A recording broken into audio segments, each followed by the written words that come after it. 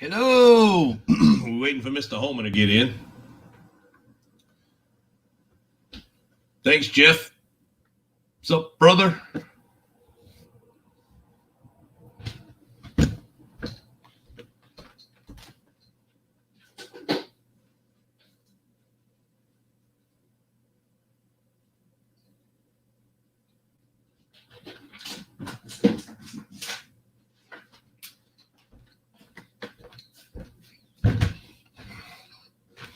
All right.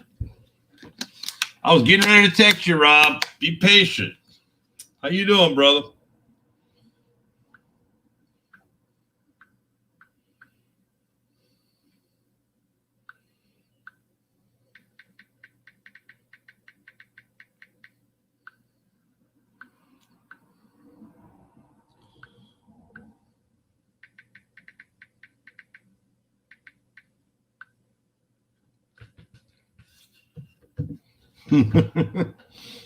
Oh, man. Oh, my God. Rob, the sunshine is amazing today. Oh, it's not hot. It's perfect. You got that little wind blowing.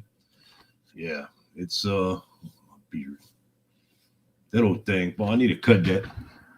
Queen says no. Pow, boy. 4 people here. Mr. Holman's gonna be coming here shortly. We're gonna be talking about the raised beds, why I did what I did with mine, and how he wants to do with his. There he is, right there. We're gonna be talking about the raised beds. All right. Why I did. I muted the mic. Let's see what he is. There he is, right there.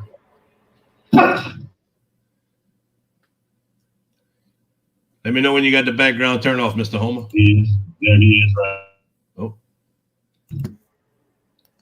There we go. Can you hear me? Yeah. I had something on. Oh. I got it off now. Okay, yeah, it sounded like the other YouTube was still playing in the background. Oh. So that's fine. Hey, Mr. Robin, how's it going, brother? Getting some work done. Working in the greenhouse today. Got all my raised beds planted. So I was talking to Mr. Homer yesterday, and we figured that we kind of talk about it. Nice. I mean, just a diagram. I mean, what it's supposed to look like inside with the color. Ding dong. Let me close the door. All right. This ain't gonna be professional. Don't worry. Hey, Prime Occasion. Hey, Homestead Aquarius. I'm growing something with Jeff. Hello, everybody.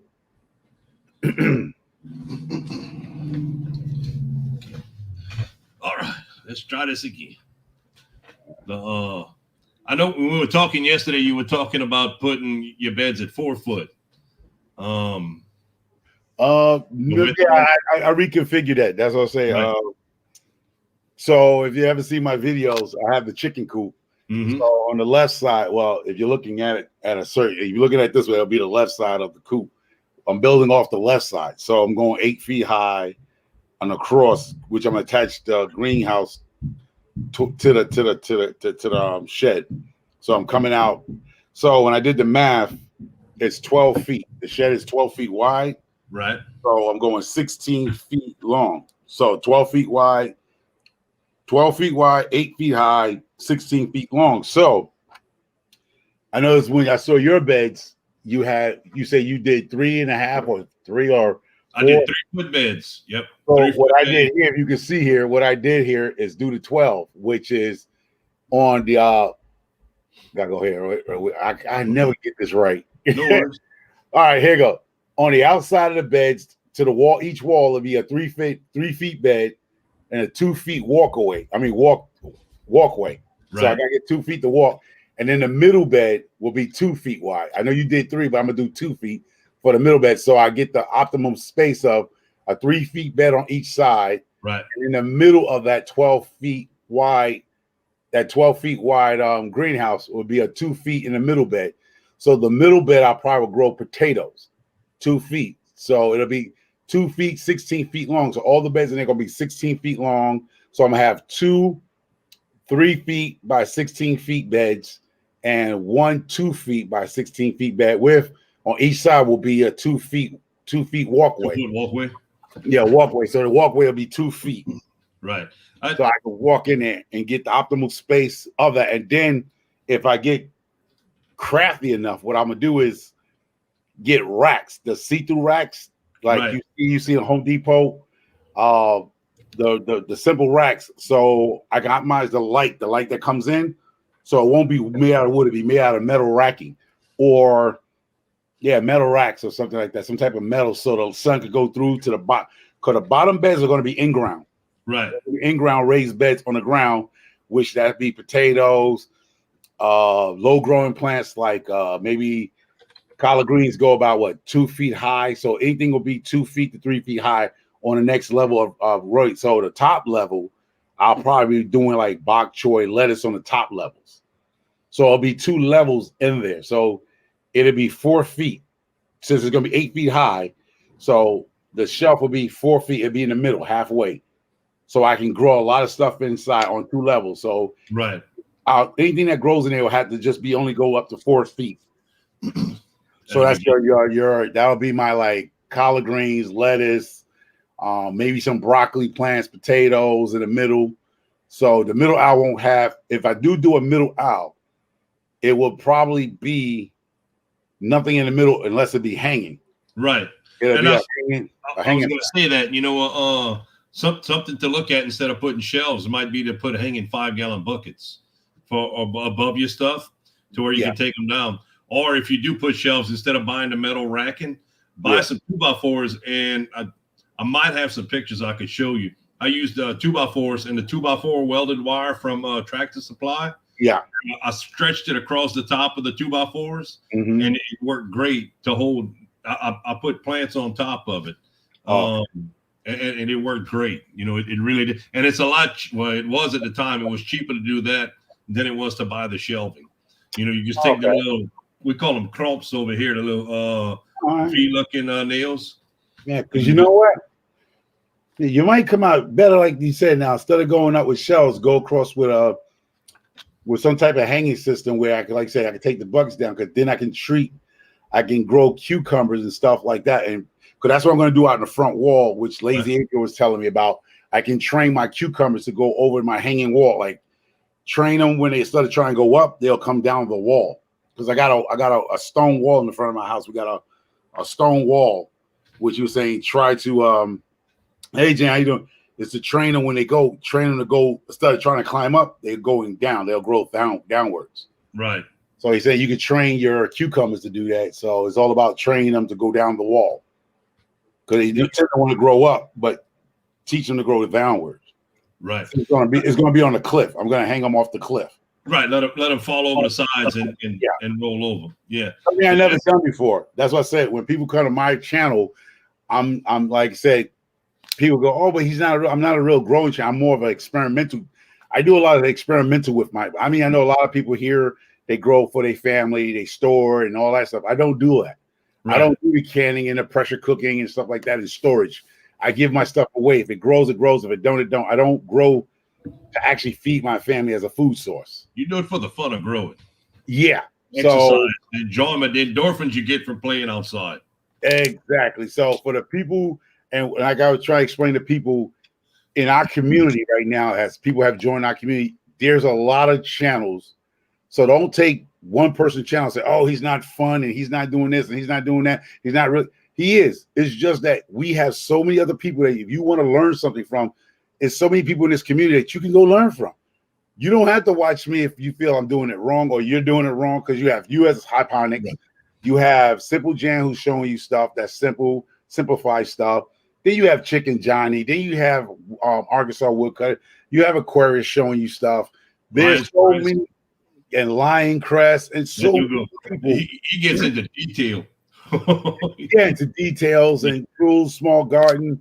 So you get a variety of characters in this community where if you really want to know stuff like microbiology, like I said, Lion Crest, Chicken Johnny, there's so many of us and other homesteaders that actually showing you exactly what to do, how to raise chickens, how to raise sheep, pigs, build stuff, build chicken supply tractors and all stuff like that. So the community has a lot of that. And I just don't want our community to just be a fuddy-duddy community where I just listen to you talk about micronisms. You know, I done talk to so-and-so and he's telling the same thing on his channel. So when I come over and you come to my channel, you're getting something different. You're getting the simplified stuff. It's not scientific proven stuff. It's stuff that works for me. It might not work for you.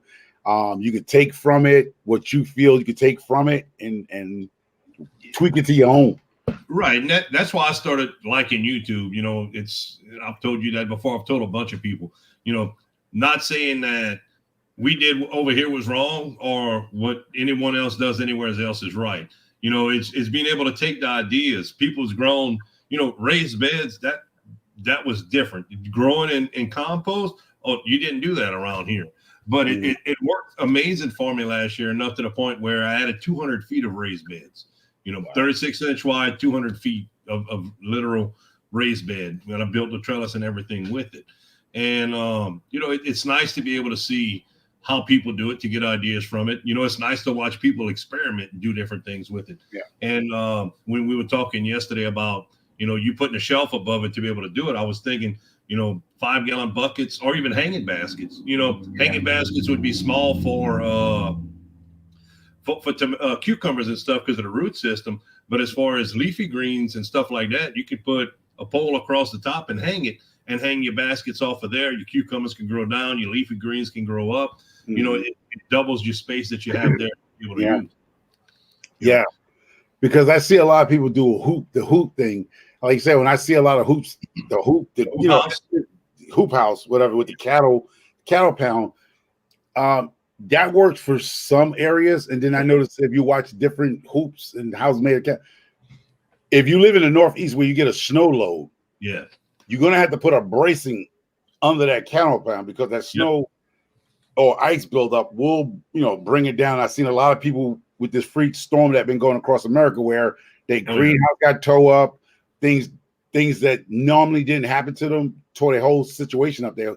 They got to rebuild all that stuff because they never had dealt with ice or snowstorm or high winds. We've had snow down here, Alexandria, Louisiana. It's a big greenhouse area. They grow a lot of shrubs and trees and nurseries and stuff like that. They lost hundreds of greenhouses in that storm that passed because we don't even over there, they get snow up there, but not like they did. I think they got like 6-8 inches of snow, and the ice that settled in on top of it just destroyed everything. Yeah, so I've seen a few people I know probably people here saw that, but it was a lot of devastation going on. A lot of people livelihoods, the ones who were surviving this issue that we're going through in America, who wasn't affected by it, is now being affected by those ice storms and these weird weather patterns that's going on across America right now. Because just 2 days, we've been having this crazy windstorm. We normally don't have a windstorm at this time of year here, but we had a 2-day windstorm here. It looked beautiful outside, but the wind was like hurricane status type stuff. Like a storm was coming through, but it was just wind. So our weather in America is turning people, and right in front of our eyes, it's changing right in front of us. Yep. The weather patterns are. There's a lot of videos you can see on the reasonings that people have for it happening. They all come to the same conclusion though, with the weather patterns changing is going to cause food shortages in certain areas and stuff like that. Simply Jan, how you doing? I wanted to tell you hi earlier, but we were visiting. Great to have you here.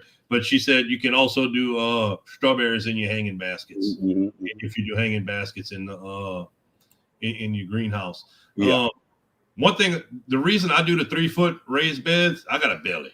You know, I'm not slim at all. So bending over, we were talking about 4 foot, and I was under the understanding also that you were going to be putting the 4-foot beds. You're going to have a wall on the outside at 4 foot, correct?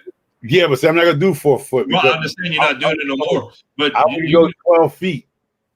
So when I divided up to 12 feet, I said, okay, I'm going to need 2 feet to walk between the beds. So that gives me 3 on one side. In the middle bed, it's going to be a 2 feet bed. And right. 3 feet on. So that's 3, that's 6. That's going to growing capacity is going to be 8 feet of growing and then 4 feet of walking space. So 3 feet on one side, 3 feet on the other side, and 2 feet in the middle. Right. And which I can do 16 feet. The issue with the 4 foot beds for me is leaning over and getting inside to be able to do the work and everything on it. Yeah. So I went with the 3 foot, and I'm going to be showing that probably in the video I do of the updated raised beds once I have them all completed. I got me a little, it's called a garden wagon or something like that has this old time metal tractor seat on it, and I sit on that and work. That's why I went with the 10-inch raised beds in this one, because I could sit on it and work, and it spins up. The seat will come up another 10 inches. So by the time I really have to stand up to do any work in the raised beds, I'll be working with stuff chest high already. So, but again, working the 3 foot beds, I can lean in, even on my knees, I can lean in and work from both sides. I had some 4 foot beds before, and it just wasn't comfortable for me to be working in. So that's why I wanted to talk to you about that whenever we talked about it. Because that's what I did when I went back out. I measured that shed is only 12 feet wide.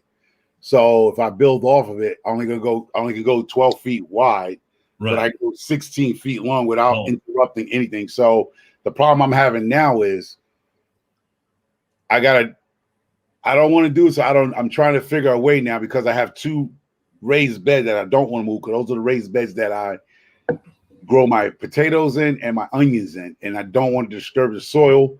But if I can get out there early, I might can do it.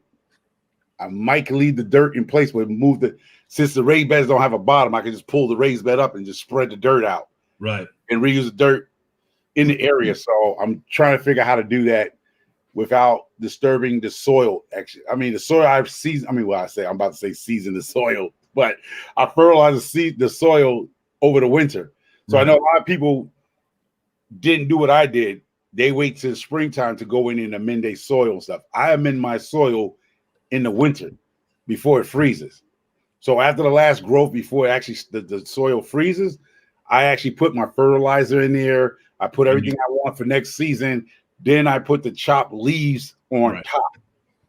I remember which pile of chopped leaves with your lawnmower back and forth. Yeah. So if anybody have no, so I put the chopped leaves. So now what the leaves do is like an insulator and a water barrier. So when over the season, when it rains, the snow will compact those leaves down, and it won't let the rainwater and the snow water that comes off the snow drain out the fertilization that I put in the soil. Right. So, I did read.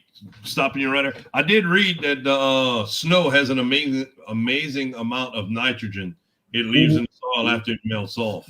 That's why you guys up there have such amazing hay fields after the wintertime. To me, it's like, man, this shit would all be dead.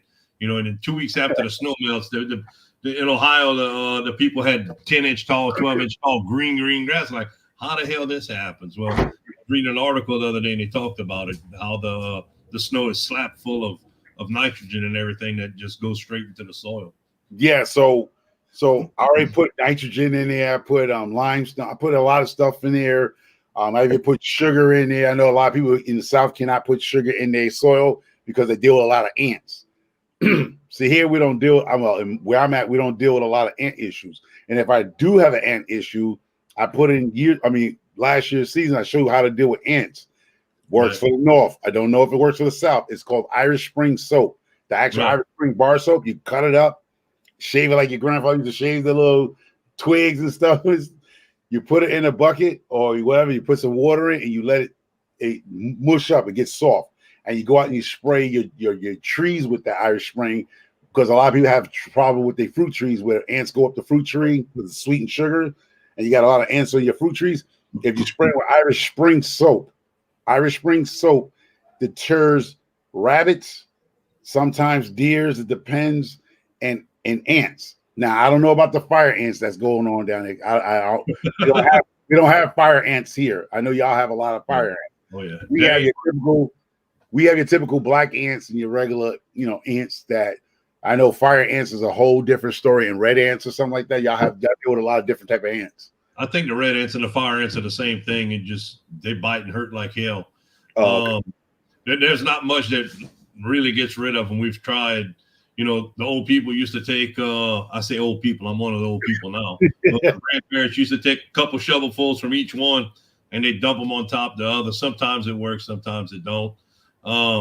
Cinnamon, you know, basically the only thing, you put gasoline on it and light it, they're gonna die. I mean, everything. Exactly. You're constantly putting poison. I spread poison. It says it's good for 6 months. I'll spread it out my yard, you know, every 2-3 months during the summertime. Because if not, it's just ridiculous. Right here on the bayou, just pile up fast. Wow. So you might have to go ahead and get in the black market and get you an anteater. Your anteater as a pet, like, you know, they should start black market in America down in the South. I don't know if the anteaters would do any good with all the fire ants the way they pop up around here. Oh, hey, you never know. You might could go ahead and get a black market, get an anteater from Africa. Get something. I'd try anything. I mean, anything organic to get rid of it would be nice. Yeah. Actually, the best thing I found is when the wall spray goes on sale for 99 cents a can. I'll go to Lowe's and I'll pick up 30 or 40 cans of it, and I keep it. At the end of the season, they're 99 cents a can. During the season, they're $3. So I go at the end of the season and I pick up 30 or 40 cans and I stack them up. And I find that's the best thing for killing the fire ants. I bust a hole in the top of it and spray it. The only other thing that works better is a termiticide. And I don't remember the Bifin XT, I think it is. You spray it. Some people might know. We don't deal with them, so we don't have that up here. Well, you spray that we have regular. What we deal with up here, I'm gonna tell you what we deal with up here: carpenter ants, black ants, which is I think is carpenter ants also, and we just deal with the basic ants. You know, ant population. They just sugar ants. We're gonna call them. They just love sugar. Anywhere they can find some sugar or some type of like on your fruits and stuff. And they don't bite. They don't bite. No, they don't bite. But the carpenter ants now up here, if they get into your house and your wood frame and they get under that siding, they'll eat your house up, eat you out of house and home. Over the years, you'll realize you'll have in the north here, once you do a remodeling job, you got carpenter ants in your lumber and you got to change the whole joist or seal. We deal with a lot of that carpenter ants here. They get up in here and they love that pine wood that we use up here to grow in the north and build. Oh, they eat it up. So that's what we deal with, carpenter ants a lot here. Yeah. Mr. Homestead Aquarius. Mr. Robert at Homestead Aquarius says cinnamon works. We tried it this year. It slowed them down. They quit growing, but it didn't get rid of the nest we had in the raised bed. But the fire ants are just horrible. Just horrible. And the cat's going crazy. You think like the scientists will find out something about the fire ants where they can use something that might deter them. Like you'll think all these years that people have been dealing with the South with the fire ants that they'll find something that really deter them. Everything has its own foe. Everything has a weakness somewhere. Right, but is the cancer causing issues and stuff like this? You know, they find it. I spread them out in my yard, the granules, to prevent them, because once they're in the yard, it's hard to get them out. And I was telling Sheena, you know, we're gonna start spreading this weekend. We haven't found any new beds yet. Last year we had a whole bunch of them because my schedule I was working, we couldn't keep up with them. Yes, where like Mr. Homer, where I'm at, this termite is bad. We have issues with termites, flying termites, and out the ground termites, and I spray every 3 months for termites. Oh wow! Yeah. See, I'm glad the termites stay outside. They don't usually attack the homes as long as you got enough wood. But we have this new invading called the I don't know how it got here, but it's here now in Connecticut. You gotta call the environmental protection when you find them. A Japanese beetle, tree beetles. Yeah, they up here now, and they're devastating people's trees here. They found their way up here. They big. They claim they big. They eat through the trees here. And if you find them, they actually don't want you to touch them. They bring an environmental specialist to come and remove them. So if you do find them, or you need to call these environmental special people, they come in because they're trying to eradicate them here in Connecticut. But these Japanese tree beetles or something, they're eating up the trees like crazy at an alarming rate. And they bite the hell out of you too. Oh, they do. I haven't seen one yet, but I know they talk about that. They here in Connecticut now. I think they came from the South. I mean, they were in the South, but somehow they found their way up to the North, and they are starting to adapt up here. They're moving, and it's something from overseas that came into the South on a freighter, and it took off, and it's moving up. There's a new type of stink bug that's moving down also. It's been a while, but I was talking with Mr. Chris from Homestead and Hardway, and there's a new type of stink bug that's come in from overseas, and it's actually moving down from the north this way.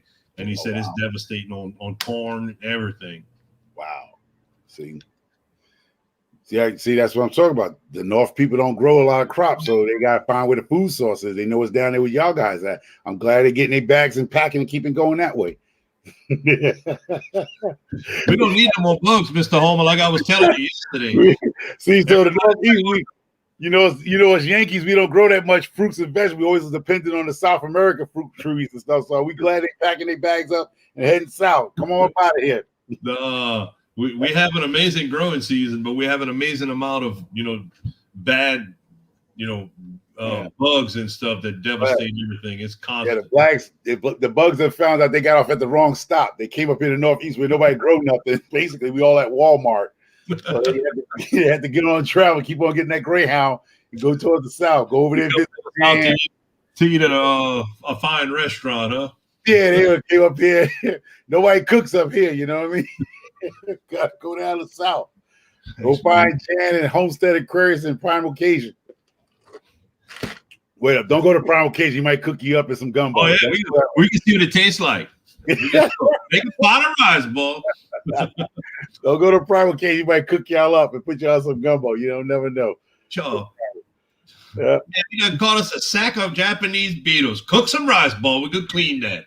See what it tastes like. A side of crawfish. They become the new crawfish down there. That'd be crazy. Let's see. Gardener Twitty. All right, that's a new channel I haven't seen. I think I seen him on your live the other night. My live? Yeah, I caught the end of your live the other night. You and Free Hanley Made and Hands in the Dirt. I forgot who the other lady was. But I'm gonna write them down. Get over there and see what they're about. I'm coming, Twitty. I'm pretty sure. Okay. I've been catching a lot more lives than I have watching videos. It's easy to catch up with more people that way with everything I have going on. And I've actually found quite a few new channels that I've subscribed to. I haven't been able, like everybody else, I haven't been able to sit down a whole bunch of and watch a whole bunch of videos, but I'm trying. Within the next month, like I was telling you yesterday, everything's going to be planted, and an hour or two a day is going to be dedicated to the greenhouses and the garden pretty much. And I'm going to have a lot more time to be able to get back to watching videos. Did you see Homestead Aquarius says sugar can actually be used to feed a bacteria or fungus that kills ants? I forgot. Right. I had put that up. There you go. Oh, I didn't know that. I mean, I put sugar in my raised beds. That's the same. After my growing season stopped, before the freeze come up here, I amend my soil before springtime. So, and then I put the leaves on top, like I was saying, the crushed leaves. So when spring it does warm up, I don't have to go ahead and do no fertilization like that, because everything is already in there, had time to get in there and mingle. By the time the soil heats up, everything is meshed together. All the microorganisms and whatever, the worms from the sugar, whatever, it works for me. That's right. My opinion, not scientifically proven. Right. But I found that works for me. Oh, if you want to call it seasoning your soil before this, your next growth season, that's what I'm doing. And that's what's good about the community. Everybody tries different things. Everybody in different areas does different stuff. I'm using pine tree and sand this year to grow in this. Yeah, talk about that, because you called it something called, what is that, builder soil? They called it soil starter is what they called it. And it's staying fluffy. It has good it seems like it's going to work well for the root systems. It's almost like I'm going to treat it similar to a hydroponic drain to waste system. We're going to fertilize it a couple times a week. One time a week with triple 13 fertilizer, and then one time a week, maybe 2 times a week with hydroponic fertilizer. We're going to add that in off over the top of it and see how it works. We're going to kind of, work back and forth between that because I've never grown in it, so I don't know exactly how it's going to work. So when you do this, you say you're going to treat like hydroponic. Like I found these at the Dollar Tree store, right? Went to the Dollar Tree store. It's called hose. So you see that? Like okay, let me see if I can show you. It's called a soaker hose, right? For 99 cents at the Dollar Tree store. It's probably about 8 feet, 10 feet long. You hook it to the hose here, and then you have it. Now, when you say you're going to do it, are you doing something like that when you say you're going to treat it like hydroponic? I'm not going to pass any fertilizer through my this year. I'm not going to pass any fertilizer through my systems. I actually went to Harbor Freight for $8. I picked up 2 50-foot. I picked up 10 actually, 50-foot soaker hoses. Mm-hmm. There's a regulator bushing that you put in it for the amount of water for that 50-foot hose, and it gives you an idea of every hour it lets out this much water off of it. So when you say you was going to treat it like the hydroponics, right? Fertilizer. Yeah, the fertilizer. So when you're saying that, are you going to either get a type of rain barrel and do your? I'm going to have a 250 tote. What I'm doing right now is I'm starting with 13. I think a lot of y'all up there use 666 or 10. We use 13 down here. That's what's available to us for the most part. And we're sprinkling it around the outside of the plants for now. That's what we did last year with the sugar soil to help give it a little bit of a boost. Okay. Well, with the hydroponics that I'm in the greenhouses, in the tanks, every month I need to take it out and replace it, or somewhere along that line. So I'm going to have a tote set up in the backyard on a 250 tote set up on a pedestal, and I'm going to pump out of the greenhouses to the totes, and I'm going to use the leftovers from the greenhouses on those totes to supplement what we have already in the raised beds. Yeah.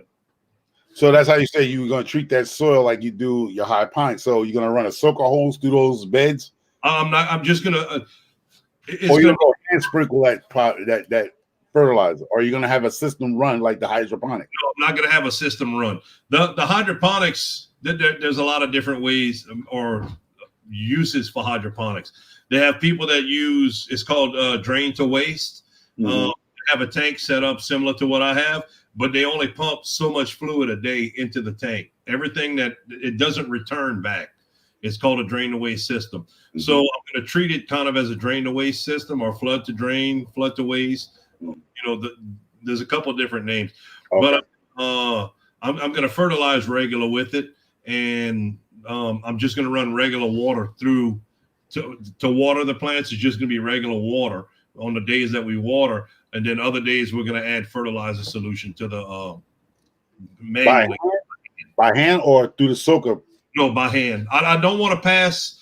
I want to pass the least amount of chemicals through the soaker hose, especially the hydroponic solution, because it leaves a film, and eventually the minerals and stuff from it, and the minerals from the water, will build up inside the soaker hose, causing the soaker hose to either plug off or bust. So that's why we're just going to run it with a hose. And So when you do your beds, do you use that hand cranking thing? Like you put the fertilizer and you hand crank it, or you just actually use your hand with a bucket? I have a little bucket, a little half-gallon bucket, so that we use for this time. And I took a tablespoon, I dumped a tablespoon in my hand, looked at it, and then I went from there. I just take a pinch of it, what I thought looked like a tablespoon, and I would do it around. Yeah, okay. Mr. CB is actually going to be showing a drain to waste system this year while he's growing, in honor of Wayne from Spring Hill Farms. So he passed away a while back. So Mr. CB is going to be showing their system, how they do it, and Mr. CB helped them kind of get it together and talk to him about the right nutrient amounts and everything on it. Okay, that'd be a nice thing to watch. Pafford Homestead, thank y'all for stopping by. I missed you earlier. Broke Farmer, what's up, brother? Hey, Broke Farmer. Yeah, let's see if we missed anybody else in the sides. If anybody else would like to come up, you're more than welcome. We're visiting right now. We kind of talked about the raised beds, how we want to do it, what we're going about doing with them. why I did mine like I'm doing it. You know, why Mr. Holman's Yeah, the way he did it. I'm showing my system here. If you didn't see it, it's gonna be 3 feet beds by 16 feet with a 2 feet walkway. So this is gonna be a 12 feet by 16 by 8 greenhouse I'm gonna build hopefully by this summertime. So on the cheap, I'm trying to do it on the cheap, broke farmer. I'm trying to do it on the cheap, yeah. So it's gonna be 12 feet. So I did the math because he has Cajun Hydroponics has a 3 feet beds, and your beds go about what 100 something feet. No, they're 50 feet total with a 3-foot walkway in between the I have one that's 25, one set that's 25. There's 5 of them that's 25 feet long with a 32-inch walkway in between, and then there's it's kind of crossed off. Then there's from left to right, there's a 3-foot walkway along them. Then there's 5 more beds that's spaced. They're 36 inches wide with 32-inch walkways. Okay. And the reason I went with 32-inch walkways was so I could pass my the wheelbarrow I have 31 inches wide. So I went 32 inches to be able to get. So if y'all don't know, I'm taking his because I saw his beautiful raised beds, but since I work in a small space, you know, everybody know me by micro farmer. I'm in a small space backyard. So what I've done is I've been watching my backyard, and I'm going to change up my backyard again, and I'm going to create a 12 feet wide, 16 feet long, 8 feet high greenhouse. And so when I did the math, the way I can do it, like as Cajun Mr. Danny has it set up. I always call him Danny. I never call him Mr. whatever. But anyway, Cajun Hydroponics, right? Where the 12 feet wide, I can get 3 feet bed on this side by 16 feet, 3 here, and then the one in the middle is going to be 2 feet wide, 16. All of them going to be 16 feet long, which you give me 2 feet of walking space between the greenhouse. And if you wasn't here, I believe Gail wasn't here in Indiana Backyard Garden. Hey, welcome y'all. Y'all wasn't here to hear what he had suggest. Instead of putting a shelf for the second tier, is to hang buckets, 5-gallon buckets, and drape. Let the cucumbers and stuff go over. So instead of putting a second shelf in the greenhouse, put maybe a railing or some type of where I can hang 5-gallon buckets. You can use a top rail from hurricane fence top rail. You can use that and put secure, like a curtain rod, just hook it in. Just like a curtain rod, exactly. Or I can just go cheap and I just go ahead and get me some 2x3s. It's still a whole strip of a bucket, but 2x3. Half the mobile homes in America is built by 2x3s. If you use a 2x3, that the price of wood right now, you're probably cheaper to buy a top rail. The price of wood hadn't gone up that high as a he got our micro farming. We got a lot of building going on around here. There's a lot of waste. They are building everywhere up here in the Northeast where they're building condos, townhouses.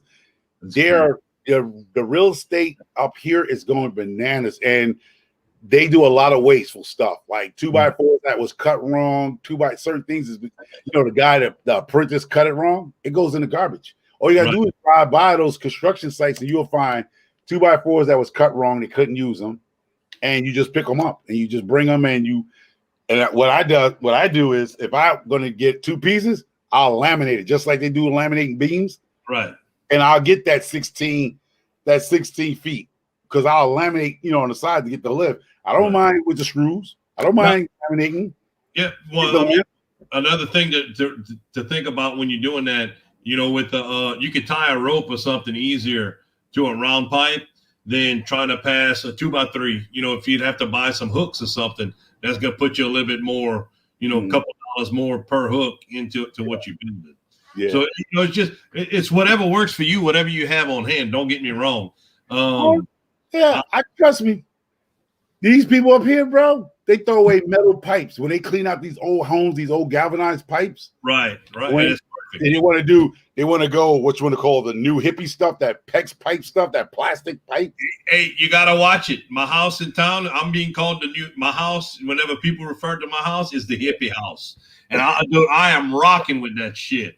I'm like, what about a guy I know? I'm talking to him at the gas station the other day, and he's like, man, you saw that hippie house? I'm like, let me guess, that yellow one by the bayou? He's like, yeah. I'm like, dude, that's my house. Oh, man, I'm sorry. I'm like, dude, I love it. I love hippie house. You look, the beard, the only thing I'm missing from being a hippie is smoking weed every day. But you know what? I'm fine with that. I love it. I love the name of the hippie house. Oh, Lord, the hippie house. Greenhouses, dragon fruit and everything in the front of it. People see it. It's a conversation starter, to say the least. Wow, So that's cool. That's cool. it's amazing that you're able to get all that great stuff. Check this. We don't have a sawmill up here. We don't have that stuff here. But you have it. I guarantee they have one. You just got to find it. Oh, I mean, yeah, it's going to be up, way up. I don't even want to go that far up. You know what I mean? Yeah. We do have sawmills. They're not where I'm at. They're probably a little up in the countryside of this Connecticut. Right. And we know where it's at. Yeah. I never thought we had sawmills around here until I found the one. I passed in front of it probably a million times before I realized it was there. Hey, Miss Angela. Hey, Miss Angela. Yeah, she know me, my microfarmer, y'all. But Miss Angela, I changed microfarmer. It's now MuddyBoots Gardener. So yeah, I haven't seen her in a while. So you might not be subscribed to me either. So yeah, it's MuddyBoots Gardener, Angie. So how are your chickens doing? I know you was planning to build or extend your chicken situation this year. So I'm hoping you get into that. Hi there, Wise Family Farm. Sorry about that. Courtney, hello, Wise Family. She's in here. Yeah. Miss Angela. Yeah. Let's see. Check. You have started? Yeah. Now we have a lot of cabinet makers here, right? And that's what I was telling people. Like, if you're in a situation, I'm not in the countryside, I'm in the suburb side of where I'm at. There's a lot of cabinet makers here in wood shops where I was telling people if they don't want to be buying supplies for their chicken coops, where they want to, buy the pine shavings, you can always go to a cabinet maker or people that do woodworking. They have shavings when they cut the sawdust. You can get them by the big bags, and I know it's fine dust, but you can use that fine dust that's from your sawmills. I mean, your sawmills or your cabinet makers, and put that in your compost piles. It might not be good for your chickens because they can get respiratory problems if the dust is too fine for them. But you can use that fine wood dip, shavings, whatever you want to call it, in your compost. Just be aware of when you are using stuff from a cabinet shop. The glues and the epoxies they use to put the plywood together could not be very beneficial to your raised beds and stuff. If you get it from a sawmill, it's a little bit, it's a lot better because it doesn't have the epoxies and the glues and the laminates and everything they use for that. But I know people that's used them and had no issues with it at all, and I've known people that's used it and the epoxy on whatever they were using that they got, killed everything. You don't want the cabinet guy who refurbished cabinets, because what he does, you don't want the guy sanding all the thing off of it and sweeping it in with you want the new stuff. You want the guy who get the planks from the sawmills and he's actually cutting the dimensional woods into the stuff that he wants. Right. Before he actually put the glue on. Now, what happened is people go to a refurbished place, cabinet maker, where he's sanding down to make cabinets look new. He's taking old cabinets, and yes, it's going to be varnish and all kind of chemicals and that stuff. Do not get that stuff at all. Those are the type of things you want to do. And if you see somebody getting a tree cut down, you hear that machine grinding those trees up like I did it last year. My neighbor got a tree cut down. The guy was like, and it went through the shredder. I asked him to bring that truck over here because I know he had to pay to dump it. So he was like, it saved him money too because he didn't have to dump it. So he brought it here, and I put it in the chicken run, and it broke down so fast between the chickens scratching through it and pooping on it. Yep. That's some great. I probably got another 2 yards of good compost, which I'm doing this summer. I'm trying to figure a way to get the best compost, because right now it's about 3-4 years worth of compost in the chicken run right now. So I'm gonna pull the chicken run floor, because I got wire under it to try to save it from the rats and the mice getting on. I'm gonna pull that floor up, and I'm gonna go in. I think I'm gonna get that hard cloth wire string, and I'm gonna get a tarp, because I want to just shift it inside the coop. I want to shift it inside the run, so I don't have to keep bringing stuff in and out. So once I get the shifting compost from the chicken poop, I can just drag it out into the yard and then bring it over to a raised bed or whatever I'm going to do with it. Put it in a bucket or put it in a section where that is compost, because I do have about maybe good 2 yards, not cubic yards, 2 football yards of good compost in that chicken run. Because right now, I think I was having somebody laughing because every time I walk in it now, I bust my head up on the top. That's how high it is. I hit the top of that, and it's about 8 feet high, and I'm hitting my head on top of the rack on the chicken run. Right. I had a huge chicken pen set up. At one point, I had 200 chickens, and I had set up the coop.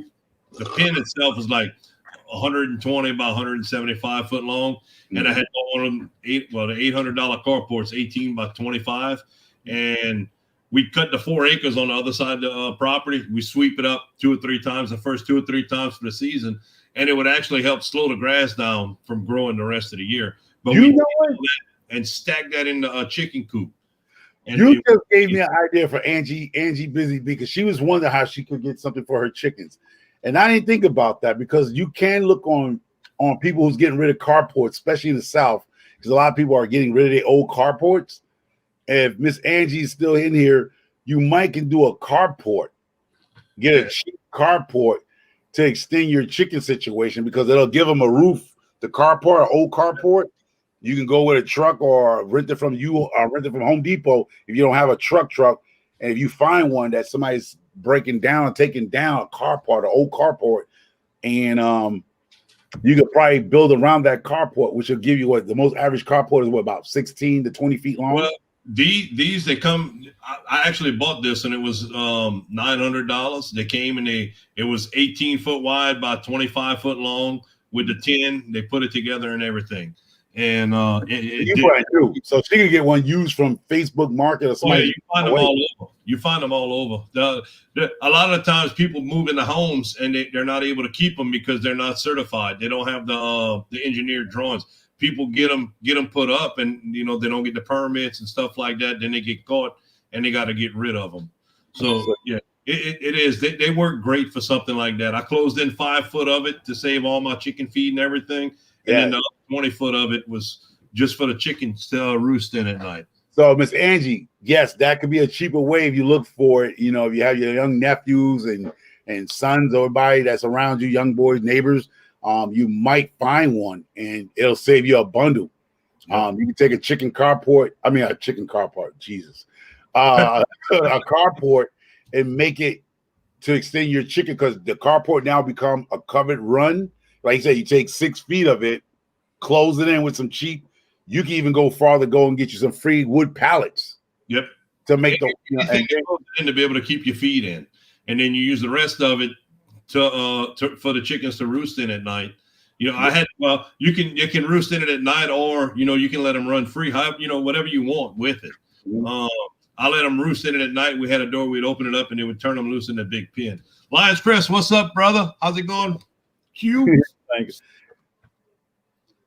So yes, that can help out, Miss Angie, because you could go with some cheap chicken wire, because chicken wire is cheap. It'll keep out the raccoons. So if you went around with chicken wire, not hardcloth wire, but chicken wire, it'll keep out your raccoon problem.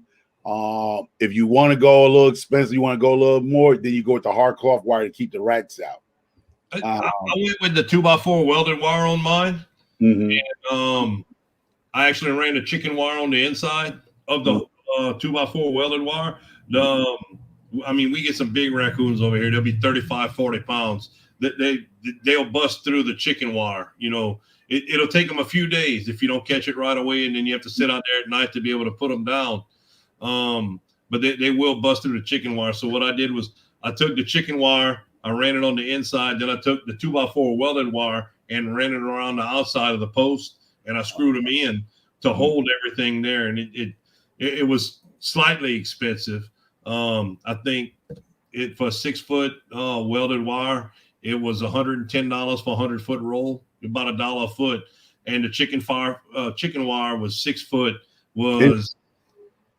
Actually, the chicken wire ended up being more expensive than the welded wire when I bought I'm not sure if it's still like that, but it takes a little bit longer.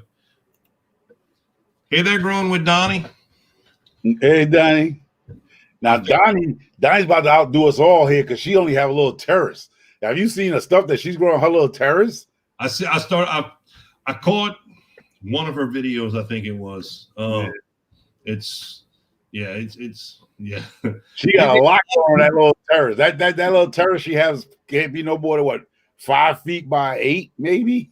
They have a lot of people that do so much with so little space. It's amazing, and that's the best part about it. It's even with Shed Wars, being able to see, like I have a half acre with the house and everything on it. It's weird, and I have my greenhouses in the raised beds. I have a good spot to be able to grow between both of them. Some people have bigger, some people have smaller, but it's amazing to see what people do with what they have. The amount of food production you can get off of the space you have. You just put your mind to it and think of a little bit. Sometimes you got to think outside the box, and it's amazing. She says a 6.5 by 4 feet. Exactly. And she has a lot of stuff growing on that terrace. It's amazing. Yeah. So she's growing in something smaller than some people walk in closets. Brainstorm Makers, hey, thanks for stopping by. I hope y'all stay warm over there. Where they at? Arizona. You hope they stay warm. No, they caught some serious cold too this year. Yeah, wow. Mr. Robert, what is Shed Wars? Shed Wars is the two neighbors that get mad at each other and they throw rocks while each other's in their sheds, and the cops get called.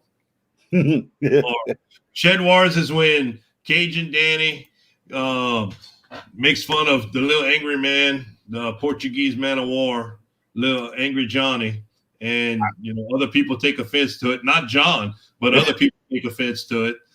So I'm hoping that somebody, Axel, John's son, come up with the after this voting goes on, and he does that scene from 48 Hours with Eddie Murphy when it says a new sheriff in town, because B Head's gonna be the new sheriff.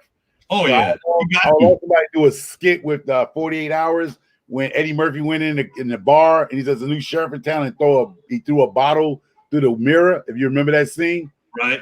And he said, "There's a new sheriff in town." And he's like, "Black Russian." It was funny, and he throws the thing and busts the mirror or whatever. I forgot what that scene was, but that'd be great because B Head's Outdoor is going to be our new sheriff. I like the hat he had put on his head this last video he did. So that's going to be a good show. I mean, Shed Wars is going to be definitely fun this year. We have a lot of good characters coming. We have we have Jan, we have the Beehive. I mean, not the Beehive. Look what Rob Outdoor. Shed Wars 2. Two grumpy old men argue. That's what it seems like, but it's fun, man. It's that's another character too. Primal Cajun. If y'all don't know who Primal Cajun is, he's Cajun Rob too. Yes, so it's gonna be fun. It's gonna definitely be fun. Shed Wars is gonna be a blast. I got, depending how bad Lil Johnny wants to poke. I mean, he gonna be poking this round. If he could be poking me, he could be poking Mad, because I got it lined up. I mean, it's gonna be fun. You got Billy Wickershire Project. That's my boy from Boston. We share the situation in West Virginia, so y'all will see me on that property soon. Soon we can travel. I will be over at Wickershire Project, so you'll definitely see me over there at least by the summer. You definitely be seeing me by springtime when the girls go on break. I'll be down there. I'll be egging. Matter of fact, I'm taking about 4 or 5 dozen of eggs. The egg is truck when I get there. I'm gonna bust the eggs all over his truck so he gotta wash his truck. Jan, I want to be the deputy. I want to be Barney. Oh, the deputy. Hey, that could be a good deputy. It could be a female deputy. What y'all think about that? Yeah, it could be a deputy going on there. That's not bad. I think it's going to be fun. And, like I've said before, within the next month, I'll be finished with pretty much everything I have going on. that needs to be planted. So I'm going to be spending a lot more time on YouTube again, visiting and showing and seeing everybody's videos. So it's going to be fun. So I think we do need a deputy because B-Head's outdoor, because he almost got in trouble last year. If y'all didn't notice about B-Head being the sheriff, he goes hunting. So he can't be monitoring he's out there hunting because he do go away for hunting. He does make hunting trips. So he's not going to be able to see us and protect us as our sheriff. As long as he doesn't let John ban me because John got his feelings hurt. Somebody's got to be his what do they call it? Huckleberry. Somebody's got to be Huckleberry.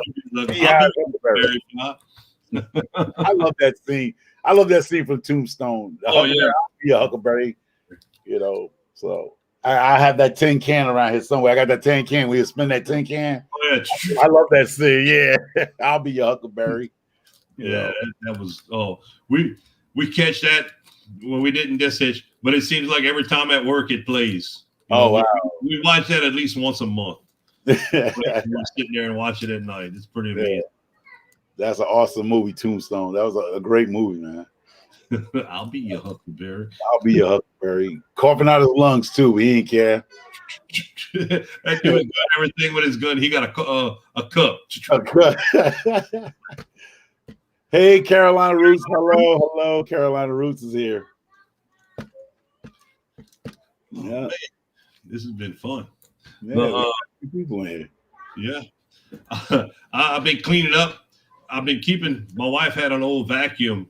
The lower part of it doesn't work, but the disconnect for the vacuum, like for a car vac, works well. And it's one of those cyclone vacuums. I was using that out in the greenhouse to pick up all the perlite and everything earlier. Now, Danny, this is the first time I've ever seen a cat war his own stuff out. Your cat now sitting down, tired as a dog now. Oh, yeah. He done worked himself up or herself up. All night running the road. Well, it don't run the roads. It runs the house all night long. Oh, now calm down. Look like it's taking a nap right now. I think it's behind you, taking a nap over your right shoulder. Back in the window and it watches the stuff outside. Oh. He sits right there and watches. He'll go in my son's room and watch the cars and stuff pass too. But you open the door and it leaves. It don't want nowhere as close to the door. Yeah. Roma Donnie's asking if anyone has checked. Or I think she's asking you, Mr. Homer. Oh, I have chickens. I have 31 hens. If you haven't seen my video between me and Wickedshire Project right now, we going through a battle of the eggs. He has egg math and I have egg facts. Chicken math and chicken facts. That's our battle. So if you haven't watched us, go check him out. And everybody who don't know, Growing with Donnie, she's a new channel. I don't know if she's new to YouTube, but she has a new channel. She's trying to grow. She has a, like she had mentioned, it's a 6.5 feet by 4 feet growing space, y'all. If y'all haven't checked her out, she has a lot of stuff growing on that little patio. So she's out doing micro farmer back in the days because she is very small on a terrace. Not a terrace like one of them people from the Middle East, but a terrace off one of those apartment buildings and stuff. Yeah. So I might be sounding like I'm saying terrorist, but a terrace. She has a terrace. It's a small patio off an apartment building that I never liked those little things. I never thought they'll hold my weight. I always be scared of those things. Big as I am, I'll be like, you sure it's going to hold my big pound? I was at 440 pounds at one time. So, So I used to not like to go on people's little terrace, those little patio things. I'd be too scared. Like, it might not hold me. The welding might not have been done by an apprentice. You know what I mean? Yeah. She said she's growing on a balcony. Yep. Oh, a balcony. She gonna call. Oh, she getting bougie on a balcony. Woo! Might as well call a deck, Donnie. Then if you gonna go that route, call a deck. Carolina Root says rabbits make the best mulch. They do. They make some amazing fertilizer. Okay, they don't. Hold on, let's not say that. They don't make the best fertilizer. It's just because you feed them alpha. If I went and got alpha pellets, I'd be having the same thing. Y'all feed your rabbits alpha, so when they poop, it's the little the little chemical change about, but it's really alpha. So just get some alpha pellets. You don't need rabbits. Save yourself a rabbit. Save yourself feeding them, and just go get some alpha pellets. I think Jan, right? Simply Jan just got a whole mess of that stuff now. Alpha pellets. Cajun Rob, terrorist gardener. Bet no one has that name. You know what? Oh, no, hold up. It's a guy who's catching a flack right now. Oh my God, I watch his channel. Now, he is a man from the Middle East. We'll say overseas. Overseas. He's catching a lot of flack because he's a gardener. He has his own garden channel, and he has a garden channel to talk about how to use chicken manure faster. And he's been getting a lot of hate mail. And yeah, he's been around, and he's a guy from overseas, and people attacked him and his children, you know, with bad. England, isn't he? Yeah, he's from So he's a Muslim guy. I seen the video, and that's a shame what they're doing. But he's a good guy. You know, he's not doing anything negative. Attacked by people with the ignorance, and I don't know if y'all found them or y'all know who I'm talking about. Just, you know, he's been attacked by the YouTube idiots, what I call the idiots and stuff. Yeah, just for the way he dresses, and you know, it's a shame. Mr. Rob, he has a lot of great. If you don't know, I probably will maybe reach out to him and see if he want to come up on one of my lives one day. And he has a lot of knowledge of growing. Yeah, but he's lately been getting a lot of hatred stuff going towards him. So he might want to come up. I don't know. I'll reach out to him. I was watching him this morning he has a thing about using chicken manure faster. I think me and Simply Jan was talking about people was worried about me using the chicken manure will burn the roots of my plants. Right. But I was saying the difference between my chicken manure is that my chicken manure is spread it out, and we get a lot of rain in the water, which will neutralize a lot of that nitrogen that's in it build up. So when I get to use it, it'll be washed out basically. Well, I leave mine in for the year. Well, when I had all the chickens, I would leave it in for a year. Like I said, we go in the first 3 or 4 times we cut grass, and we'd rake up the whole 4 acres and put it in there. And we'd start off with a good almost 3-4. The chickens would run through it, make tunnels inside the coop. And by the next year, when it was time to plant, we'd go in there and we'd shovel it out, and we'd end up with, you know, maybe 1-2 yards of fertile chicken manure, and the grass clippings and everything were broke down. And you talk about make some amazing cucumbers, you know. So you didn't have a problem with people, because some people's claiming that chicken poop will burn the root systems of your plants. You didn't have a problem with that. I didn't ever had a problem either, but I didn't. You know, it could have been the amount of grass I had mixed in with it that broke down over the time. You know, and it was a complete year. You know, right? I say a complete year. You know, within a month, it was 12 months that the grass and everything was in there, and we just went ahead and, you know, we go in and take everything out that we could. Oh, okay. And it worked great. We did it 2 years in a row, and it was amazing the amount of cucumbers we got. Oh, see, Donnie's saying she's going to grow a lot. She's talking to Aquarius, her balcony. Her balcony, and she has some stuff growing inside. So we definitely going to be watching you, Donnie. Going to keep our eyes on you, Donnie. But she is, y'all. She is growing a lot of stuff on that balcony. Yeah. And it's amazing what people do, you know, with the space they have. It really is. Yeah. And anything you can do, you know, to grow your own food, anything you can do to grow it's worthwhile. The amount of time it takes, really, you know, the food you get off of what you put into it is one thing, but you know, the Primocation. Hey, you ain't saying nothing on Primocation. I can do a poop war. People with their cattle, their sheep, their rabbits. We can do and see who has the best compost and get a pot of our compost and see what grows faster. You got Indiana, she has the rabbits. Somebody has sheep, I believe here. Who has sheep? I have the chickens. We can see which grow better then. Hey, Mr. Thomas. Hey, Thomas. I don't know. Rabbits collect a lot of poop really fast. It piles 31 chickens create a lot of poop too. I'm out there every 2 months. Every 4 weeks, I'm changing that house. And right. I do deep bed. But you know, like I said, for me, That's what somebody was like. Well, I'm gonna go with that. Really, I keep my chicken coop clean. I mean, I don't use no harsh chemicals. I don't use a lot of stuff. So I try to not use any antibiotics and stuff like that on my chicken. So for me to keep my coop clean, I try to keep down pests, pest control, insects, any type of disease in my chicken coop that might come out their feces and stuff. So I do clean out every 4 weeks. I mean, every 8 weeks, I'm actually cleaning out the coop, bringing everything out of it, right, and give them a whole new bedding, because the pine shavings here is like $5 for that compressed bag. right. So I get 3 of those. That's $15. You know, it costs me. For me, my cost, it doesn't matter. It's just that my chickens are. I'd rather deal with $15 worth of worth of litter, than to be dealing with a dead chicken or some type of fungus going around the chickens. You know. Yeah, and preventive maintenance always cheaper than active. Yeah, there you go. So Indiana Backyard Gardener says rabbit manure is cold manure. It can be used right away with no compost necessary. And okay.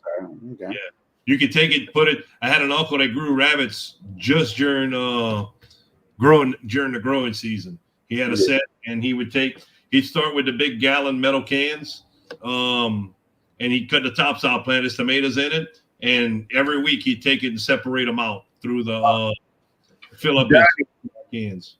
Donnie said, "Do worms count?" I understand what you're saying about worms count. Is you talking about shed wars or something?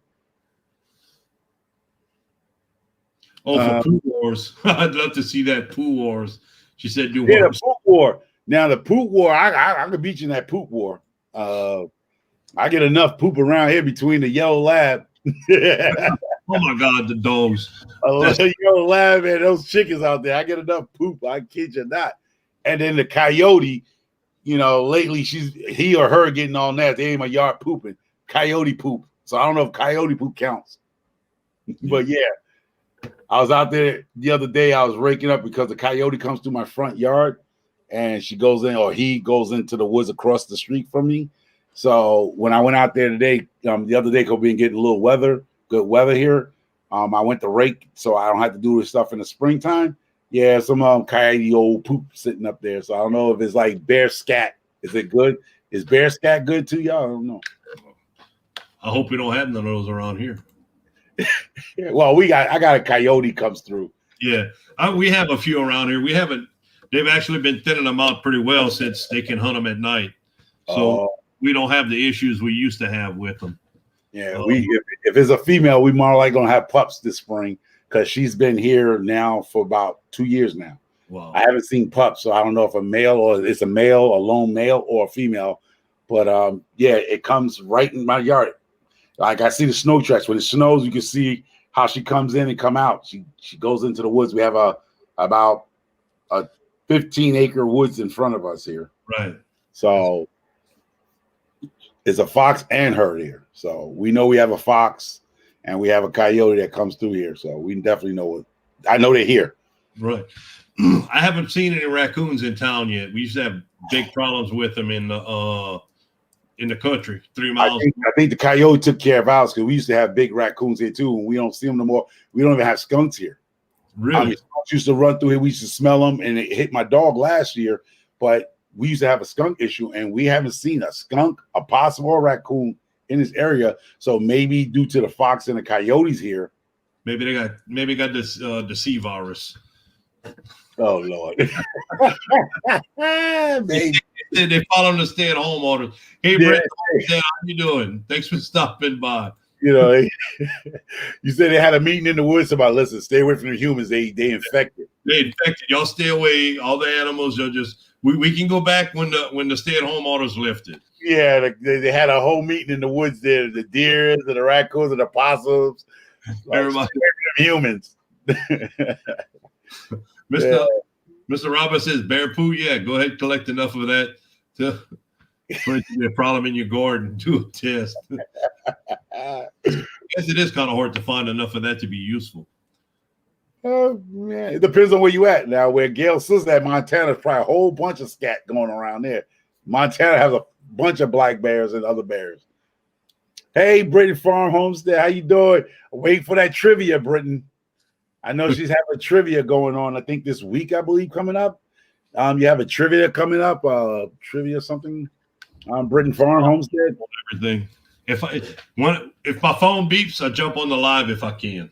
That's Okay. like I said earlier. That's the only thing I've been hitting lately. If after I eat supper, playing with the little boy, I'll put the live on and try to listen. Okay. I mean, it's your live. I mean, you cut it short. I know you got to pick up the kids from the school bus, right? Oh no, they ride the bus. We don't get them used to getting picked up. My little boy is like the school's literally 110 yards from the house. Oh, you can't walk to school. They got to buy you in the front. Well, it's a drive by you. It's a big ditch that's dry. It's in front of the house. He wants to walk to school every morning. Daddy, I want to walk to school. I'm like, dude, we can't pass through there. We're gonna disappear. It's like I want to walk to school, but yeah, he rides the bus. We don't get him used to being able to do it. Oh, mine is spoiled. They get taken to school and picked up. They want to get on the bus, but school's only 3-minute drive, 4-minute drive away from the house here. Well, our issue is when you get to school, it's so hard to drop the kids off. Yeah, Carolina Root says, I have 3 beds out of leaf mulch, going to top it black cow mulch and rabbit poop. That's going to be amazing. You should grow really well in that. Mm-hmm. Did you cut your leaves up, pass a lawnmower over them or something, grind them up a little bit before you put them in there? Mr. Home has a video where it seems like he's standing on the side of 12 feet tall leaves, and then he cuts them with his lawnmower. Yeah. You know why? Because our town don't come and pick them up. So I said, hey, good. I mean, it works for you.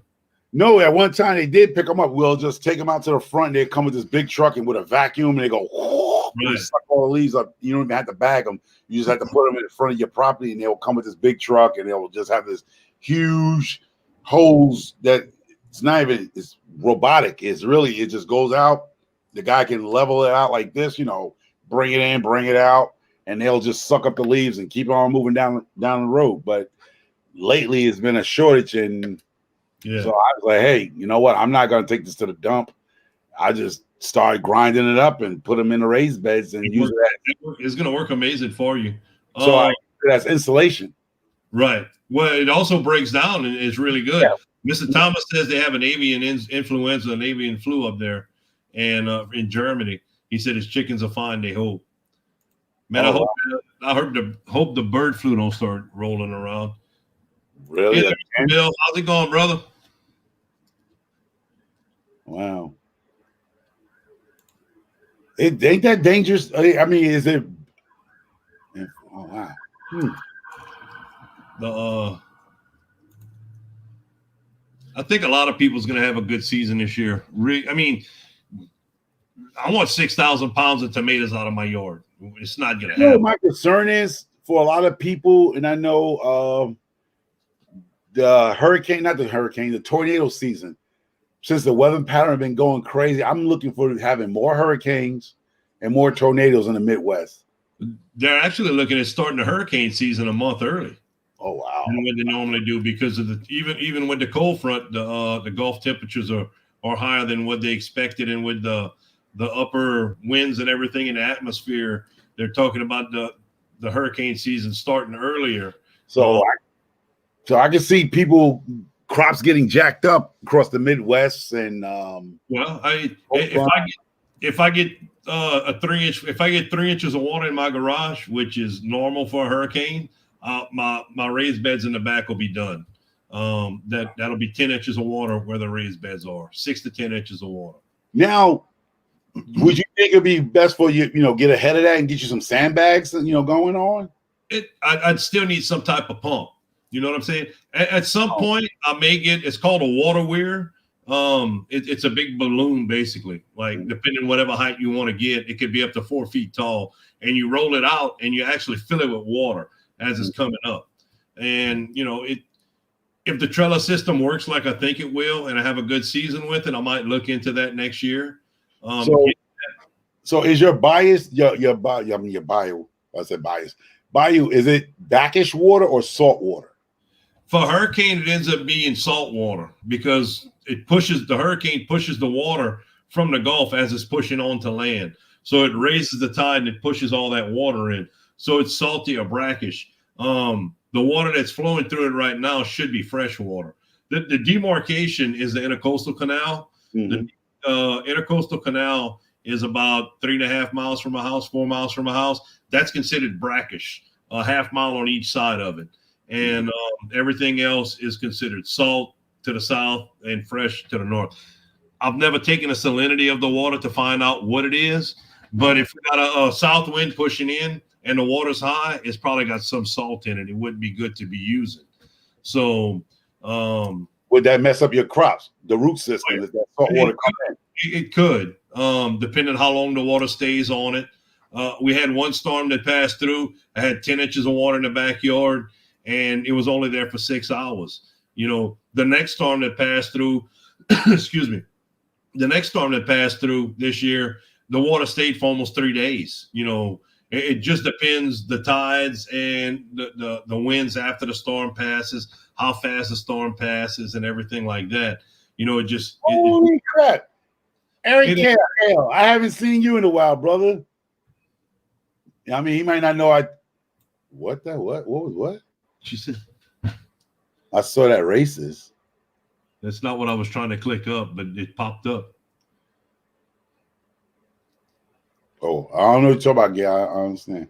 No, I was trying to click on. Hey, Eric, how's it going? Hey, Eric.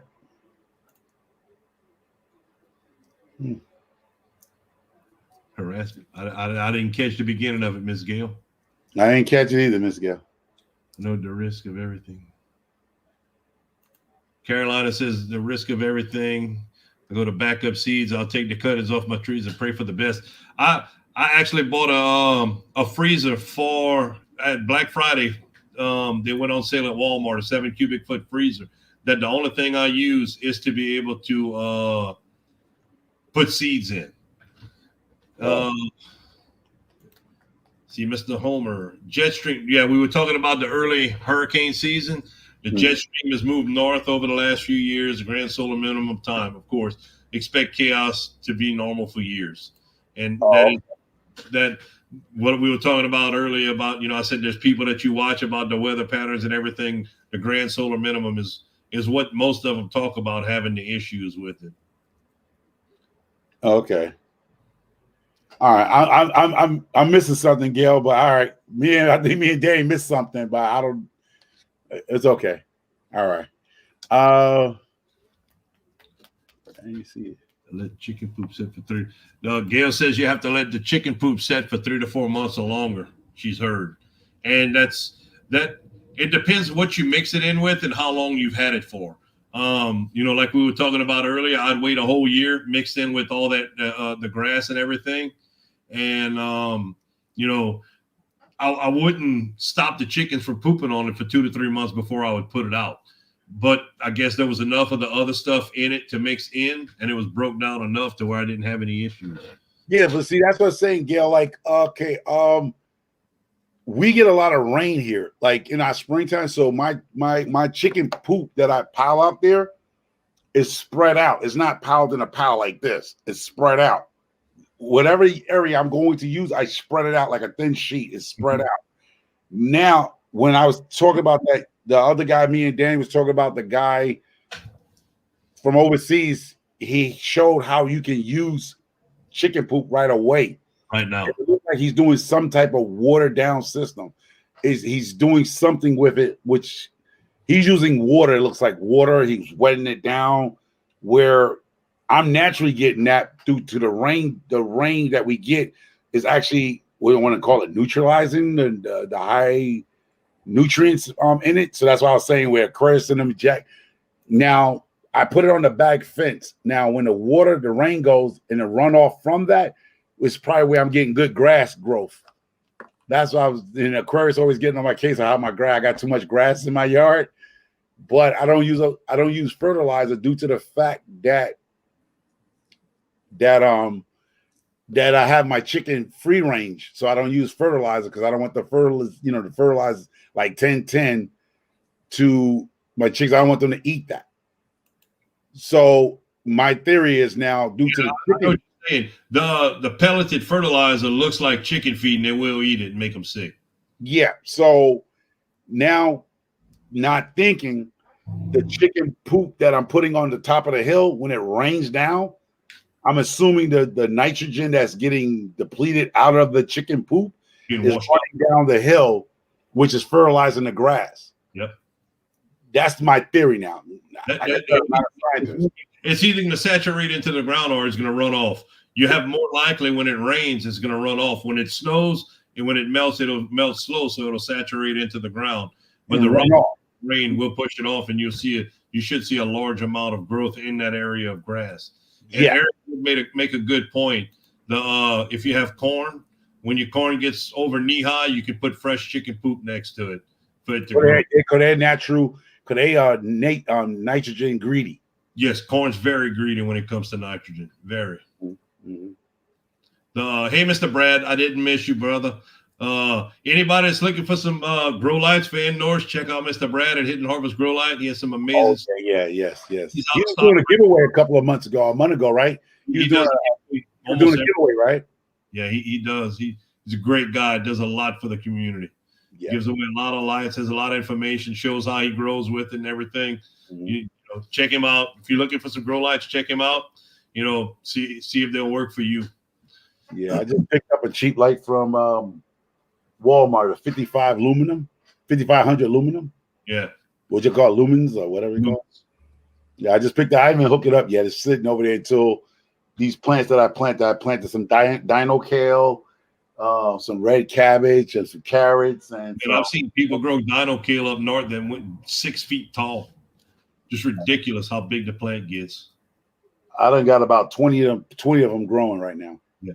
He says, Mr. Brad, he does giveaways every month. He's doing, yeah, that's right. He did. He just started freeze-dried fruit giveaways for the next 6 months.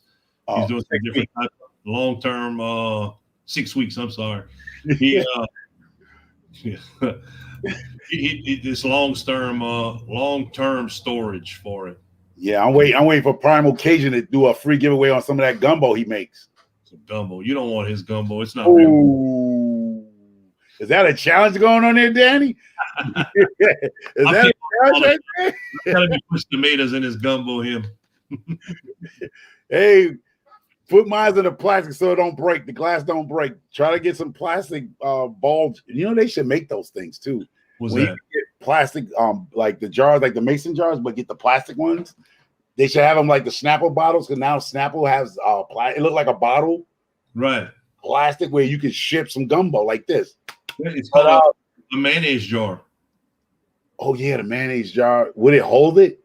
I mean, if you ship it to me, if you ship it, it should hold at least 2 days, right? If you freeze it, you don't want to freeze it to ship it. So I mean, I've shipped some before in a Ziploc bag, gallon Ziploc bag, and what I did, I shipped it, and I didn't ship the meat with it. I just shipped the juice and everything to some friends in Ohio, and they added the shrimps. I like to use chicken when I do mine. So they added the deboned chicken thighs to it. And Rob can tell you when Rob gets, if Rob ever comes up, anyone wants to come up, you're more than welcome. But to me, a gumbo don't taste the same with white meat in it. You need the dark meat from the chicken. That makes all the difference in the gumbo. Mr. Bill at I Own a Homestead, his dog's name's Gumbo, but it's Gumbeaux. He said the dog jumped when we started saying gumbo. That's funny. You deserve a lot more than that, brother. You got some amazing lights and you do some amazing things for the community. I mess with Rob a lot. He knows. Oh no, I don't know about that cook-off now. You done told me I don't want none of his gumbo. I don't know, Primal. I don't know. I mess with him. He lived in Mississippi for a little while, so I tell him he ain't quite Cajun. But I probably lived in Ohio longer than he lived in Mississippi. I don't know. It's all a joke. It's like telling people from north of I-10, you can live 10 feet north of I-10 and you a Yankee. If you live south of I-10, you Cajun. If you live north of I-10, you a Yankee. And it's actually caused fight between people messing around like that. Oh yeah. I was on Gail's live earlier and her computer died, and so it was cool. It was nice. We was talking about in Gail's channel. We was talking about. Matter of fact, some people are here. We can ask them. I was talking about this quick. It's a little something. It's not going to be talking where you see where our community is. Where I believe, Gail's sister, Free Hanley May, came up where she was taking down the community people at what time they go on their lives. And I know a lot of us don't have a set time for lives. We pop up when we can, but when sometimes we wake up in the morning, we have our chores, and you come in the house for the night or the evening, you don't know who's on live because either YouTube is not giving notifications that people went live. Because I hear a lot of people saying, "Oh, I didn't get a notification." But if you had a channel that you can go to, like one of us in our community, where you can go in the description box or just on that particular channel, it'll show you who's live on Friday, Saturday, Sunday, maybe on Monday, Tuesday. And I know Jan's sister, Free Hanley May, was coming up with an idea of putting a slot of channels that go on live if they have a set time. I made the comment to John about on the website, starting with the forum section on the website. I'm not sure what all that would entail, but it would also be a focal point for everybody in Shed Wars to be able to gather and look. And that would be, if they put that, even just putting on the website, I know they post different videos and stuff of the people in the Southern Hemisphere right now. If they would put that, if Jules and, everyone that goes on, they have their set time. Basically, Friday's filled from 5 o'clock, 4 o'clock in the afternoon, depending on your time zone, through the end of the night, 11, 12 o'clock. It's basically filled. So, for people to find out stuff like that, if you're in the Shed Wars community, it'd be great, because a lot of people on Friday night, it's all people that's in Shed Wars. The gardening community is all turning in basically into a Shed Wars community. If they're not in it, they're following it. You know what I'm saying? So not just with Shed Wars, like I said, Jan and them, they have that network. Okay, those are the big players of our Shed Wars, but it's people like me, yourself, and people that's here. I know Gail's sister, Free Hanley, was doing something like that, putting something together where we all, not just on Friday, because Friday is booked, but a lot of us go live on Tuesdays, Mondays, Wednesdays. There are other days that if we can go somewhere and find other people, it'll do a lot for us to grow as a channel. Right. And we can find each other, because a lot of us, we only get to know each other, like Thomas, like you said, Mr. Thomas. I seen him on your live. Now, if I miss your live, I wouldn't see Mr. Thomas. Right. Now, one thing, Rob has a website, Tomato Junction, and there's a Shed Wars sticky in the forum, a Shed Wars post place on it. I can sit down and start figuring that out, when everybody goes on or something like that, and we can start posting it there. But as far as the Shed Wars, okay, they will be posting it. Jan saying they will be posting it on the Shed Wars website once they complete. Yeah, but that's a Shed Wars. I'm saying as a community, that's Shed Wars. But I was saying, like, see, Iona Helmstead, can anybody follow? That's what I was talking about. You remember the TV guy? What are you asking, Mr. Bill? What can anyone be a follower of what? That's what I'm asking. I don't know. I'm not asking if anyone can be a follower of Shed Wars, or if what's his exact question, because we were talking about Shed Wars and also following the people that do the homestead. Yeah, just like Rob posted above you, if you put that hashtag into the search, it'll start from the newest videos and scroll down to all of them. If you just put Shed Wars and pound Shed Wars and then you search, it'll show videos from last year, from this year. There's all kind of videos. The tagging process, Angry Johnny decided, put in, actually makes it much easier to be able to find everything. If you tag it correctly, it'll be easily found. Yes. Yeah. Shed Wars is very easy. Anyone can watch it, follow along. The entry videos are finished.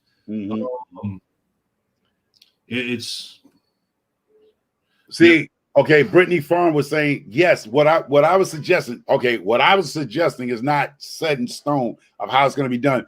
But see, like Brittany Farm went on live, and I came on her live. You jumped on a live. Gail just did a live this morning. A lot of us don't know we live because you don't know.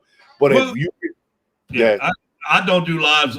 My lives are always spontaneous because I'm not going to set up a certain time because of my work schedule. So now, I told you exactly what you just said. This is what I'm saying. Nothing I'm saying is set in stone. It's how it worked. Now you wake up this morning, you say, I'm gonna go live, like you said yesterday, you wanted to go live. Yeah. But if people that's following our community can wake up in the morning or wake up in the afternoon, come home, they can go over to a website or a channel and see. Miss Gail's ready to come in. She's in the back room. Okay. I'll let you finish saying your stuff. Then I'll bring her. And I'll bring her up because we talked about this. Okay. Hello, Gail. I was saying, I'm here digging for my parsley seeds. I can't find them. I don't know. They might be inside. I have a container where I put everything, and I don't know what I've done with it. Yeah. Don't come in here. I cannot go right now. So you're making me jealous. Don't be in the ground. It's beautiful outside. 64 degrees. The chickens are free ranging. I'm working on my picnic table, doing some gardening. Go ahead, rub it in like Bengay. Just rub it in like Bengay. You're going to make a lot of people jealous, Miss Gail. It's the same thing over here. It's about 68 degrees right now. It's beautiful outside. Ooh, yeah, it's nice. It's a little windy, not too bad. So that's why you can't be in between, be a Yankee between two Southern hillbillies. Basically, you better watch that. They're just gonna rub it in here that they are outside, 65 degrees. They're only about 5 degrees away from the ideal planting stuff in the ground right now. Mr. Homer? Yeah. I've already got stuff in my planter over here. I'm just hoping we don't have another cold snap. So I heard a rumor we might, but that might just be a rumor. Yeah, we do occasionally get some a surprise one around Easter sometimes. I gotta take a side. Okay, I'm gonna pause y'all for 1 minute. I'm gonna turn into John for a second. Mr. Homer, you can call me a lot of things, but a hillbilly's not one of them. Yeah, he went over hillbilly and redneck, and I was like, I think I'd rather be a redneck than a hillbilly. Okay, so in Texas, let's get this right. In Texas, is a redneck, and Cajuns is South Louisiana, and Coon-ass is all Louisiana. So you can be a Cajun and a Coon-ass, but you can be a Coon-ass without being a Cajun. So I'm gonna just go Cajun. I'm Cajun. Just don't call me a hillbilly. John called me a hillbilly. It's like, no, John. He's like, it's flat in Louisiana. We don't even have hills. Call me a swamp rat. Just not a hillbilly. You know. He thinks we're all hillbillies over here. I'd rather call you a gator or something than a swamp rat. Swamp rats don't. I'll call you a gator or something. There's a lot of people around here. They're proud. They call themselves swamp rats. They're proud, man. They used to have a big old trail ride and everything. Hundreds of people would get together. It was a big. Wow. The Louisiana swamp rats. Daisy, stop. Something wrong with y'all water system. Daisy's trying to mess with my tripod. We take whatever people want to dish out and make the best of it. That's like when the Saints were bad, we'd wear bags on our head, and we were proud of that. You know what I'm saying? I ain't gonna do that. I would try to be nice about it. I'm either call you a gator or something, or I'll call you Cajun. I ain't gonna do all that other stuff, man. I just throw it out. Maybe because I come from a certain area of life, certain things. It's not gonna feel right to say to people. You know, Cajun's fine. That's fine. Like when John called the people kangaroos, I thought that was the most, like, they didn't mind calling them kangaroos. I was like, what? All right. It's all in fun. I guess to them it's a negative term. At first I didn't think so, but I guess it is. I don't know. That's what I said. When he said swamp rat, then John called them kangaroos. I was like, all right. They didn't get offended. Why should I get offended, right? I don't know. I try not to use any term that sounds remotely offensive. I'm right along with you, Gail. I try not to, That's the best thing. Mr. Bill said, swamp rat with a beard. That's me. I do have some New England experience. I lived in Rhode Island for about 5 years. So really, how did you like that? It was hard to get used to at first because people were kind of harsh. Yeah. But they're the most loyal friends you could ever have. They really are. Be rude. If you get a gentle giant in the Northeast, these Yankees. And they're all talking it's all about me. Oh, I went to school here and I got this money and my house costs this much. And I'm like, oh my goodness. We don't talk about that stuff in Texas, Yeah. But Y'all got hurricanes to worry about. We don't have nothing to worry about over here. We don't have no major disasters. That's why I know when one do come here, we're gonna run like that sky is falling because the Northeast have not gotten. We don't talk about. Think about it. It has not been the closer we came to devastation here was what? Hurricane? Yeah, you'll get a hurricane every once in a while. Yeah. Not all. You'll get some tropical storms that hit the coast and squeak up and pass. Very rare you hear about a tornado coming around here tearing up stuff in the Northeast. You don't hear too much about it. I lived in Oklahoma City when they had that really big tornado. I was living in a 2-story apartment and I was on the 2nd story. Oh, wow. And I did not know my neighbors very well, and I did not want to go downstairs and sit around strangers. So, Swamp Rat Festival, heck yeah! They had a meme on Facebook somebody made from down here. They got Aquaman standing with his the pitchfork thing he got, all bowed up. It's like when your wife wants Aquaman, but she has a swamp rat. There's a guy built like me in a pair of Speedos with a garden rake on the sandbar. It's like, yep, I had to share that. I'm like, that is all me right there. Somebody deleted your message. Primal Occasion said somebody deleted his message. A Google mod.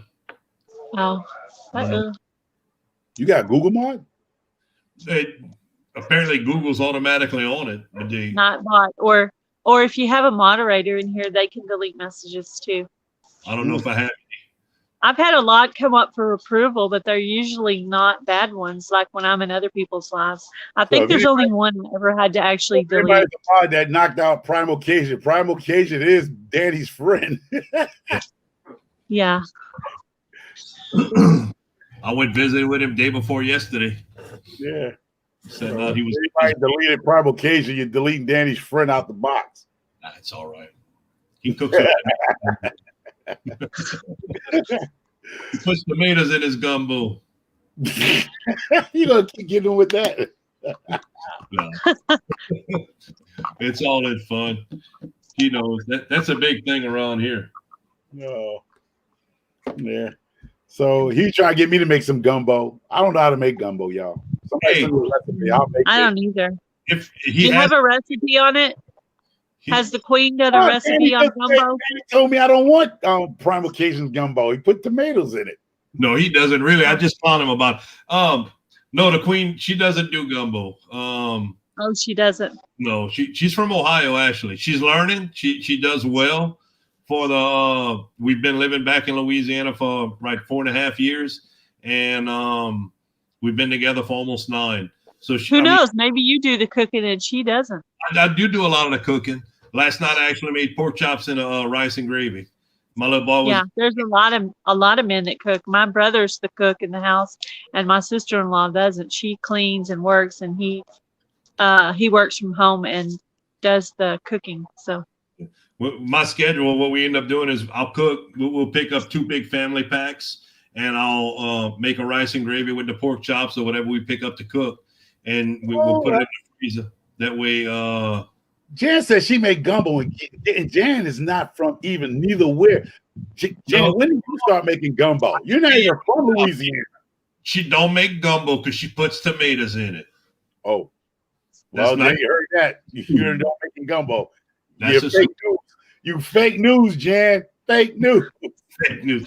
No, Rob actually has 2 recipes that he shows on his. His channel is more cooking than anything else. But he has two different videos. One, he shows you how to make the roux and make the gumbo with it, and then the other one he shows you how to make the gumbo with store-bought roux. Did you say that was Primal Occasion that has that video? Correct. Primal Occasion. Okay. Yeah. I'm waiting for some season to come up here from them. I've been waiting on some season from them because they tell me my slap your mama is garbage commercial stuff. I'm waiting for that real stuff going to come up here. I'm Find his way to Connecticut. I was supposed to send your stuff off to you before I left to go to work, and I'm sorry it didn't happen. I have probably 8 different seed packs people sent me that I need to do a video on, thanking them for sending me seeds. I do have stuff I need to send out, and my wife's off with 4 days next week, so she's going to help me, and we will be sending the stuff out. I don't need seeds. I need seasoning. Yeah, I know. I'm just saying that's how far back. That's the real stuff I can't get up here in Connecticut. I have seeds clear back from Christmas people sent me that I need to thank them for. You know, I've thanked them personally, but I haven't been able to do the video to thank them. Now, for the primal people in the South, if y'all come across gator meat now, y'all see a slab of gator meat. A what now? Gator meat. Gator? You're gonna have to look online. You can find it online. They'll ship it to you. Yeah, I know. It's legally I can't get it. Even if you can buy it down there. You can't buy it. I don't eat it. It's hard to find. Gail, you outside. Gail, you're blowing wind, Gail. You're blowing the wind. Yeah. I mean, every once in a while it just blows through. You're just jelly of my 64-degree weather and my t-shirt with no sleeves, no coat. Yep. Yeah, I could go in and put some shorts on right now. I'll be ready to work in the yard. Oh yeah, there you go. I got a farmer's stand. I'm upset with Gail right now because they contract before I let her buy 1 chicken. They don't let us do that here. We have to buy 6, the minimum. Yeah. Oh, I bought 2. No, but see, we can't do that. We have I to bought buy 1 Barbington and 1 French black Marin. You sure it's your Tractor Supply? I bought 2. At Tractor Supply, yeah. It was probably somebody. They have different rules here. Well, they don't have any rules. Oh no, corporate rules is corporate rules. Now that's what I'm saying. I don't want to get nobody in trouble. Oh, I don't know. They might like something. I don't care. I already got my 2 chickens. Thanks to the MuddyBoots Gardener. Thank you very much. Miss Gail, and the food and the grit, the whole setup. If you look at the comments right now, Rob's posted the video. I can't see the comments. Okay, but he has in the comments. Yeah.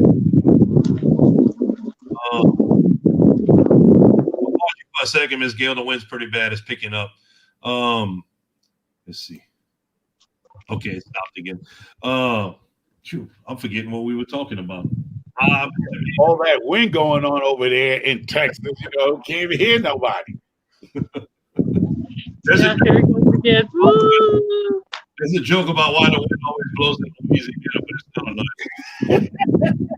It's picking up again. 65 with high winds in Texas today. That makes it. There's like leaves falling on my head. Well, I got 200 and I think it's 221 or 222 tomato plants planted in the raised beds since the weekend. Oh, wow. They're planted close. That sounds like a lot of cannon to me. Well, it's a lot. I got a lot of people I'll be giving to. And, John made the comment, Shed War is supposed to be about what you give, what you can do for your family. I'm like, dude, I don't care if I don't post anything in Shed Wars about the weights. I'm doing it to show people on a half acre, I have this little setup right here. This is what I can do. And then I have my greenhouses and what I can do with the greenhouses to show people that they can support themselves on a half acre. Well, it's probably 1/8 of an acre total of square footage that I'm using to grow. And, he kind of laughed about it. It's not really, it's more for me to give to my friends and the people that need it around here. I'm going to sell a little bit off of it, the stuff I sell. Do you use your greenhouse in the summer, like after all your plants are in your raised beds and stuff? I'm just putting the system in over here. I was growing in the country, and when the baby was born, much time in the country at my property over there. I had a greenhouse and we grew on a half acre of garden over there. So I've been building over here. It was supposed to be last year, but I basically they had somebody that was saying I didn't have the time to put everything up. So it should have been done last year, but I'm finishing it this year. So I am planning to schedule. Hopefully it schedules and its schedule works out right to where It's going to be a learning process to where we're growing in, like, I'll be starting plants in the greenhouse, planting plants in the greenhouse somewhere is around middle to end of December. That way they'll be producing somewhere is around the beginning of March, middle of March. And then in the raised beds and stuff, we'll be planting about now middle of February, beginning of March.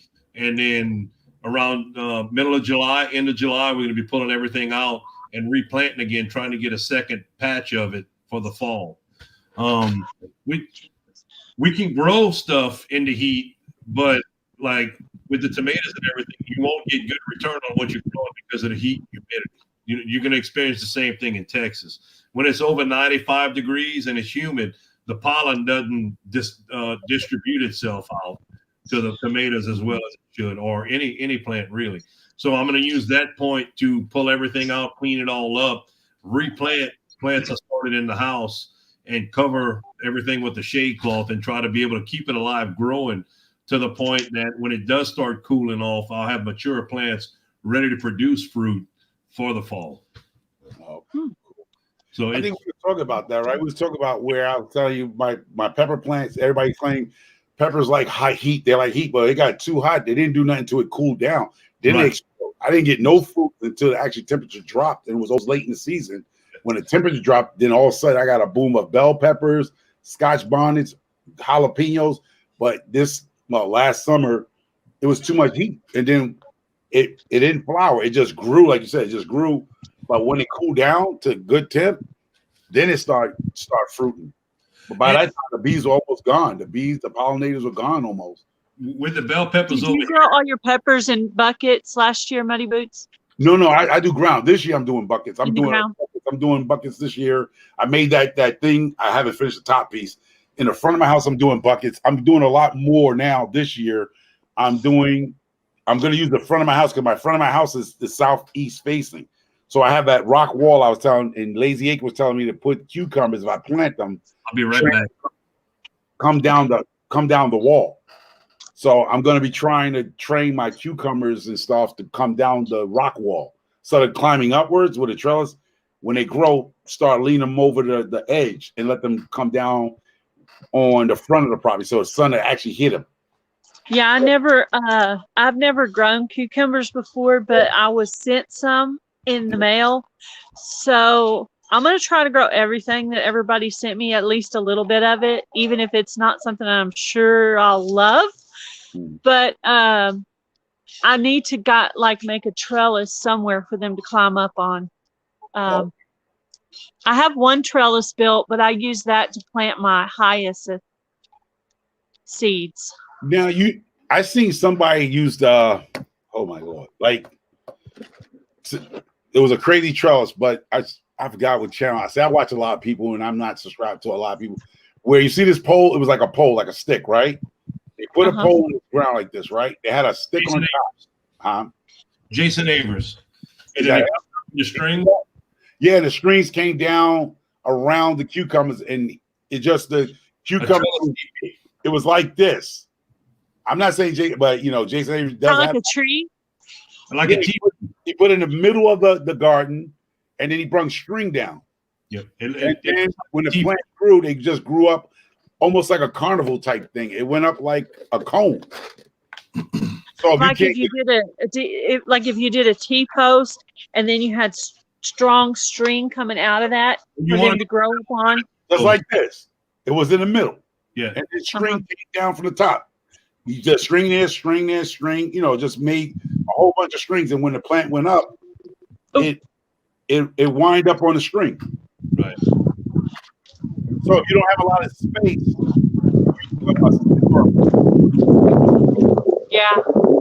stick it in the ground, whatever, a pipe or something you get out your junkyard somewhere, you might find a piece of pipe. We paused your mic 1 second, Ms. Gail. So if you take a pipe or a stick or whatever you can find, put it in the ground, and then on top, before you put it up so you can get to it, put some string on top, a nail or a hook, or eye hook, tie you some strings on it, and then you just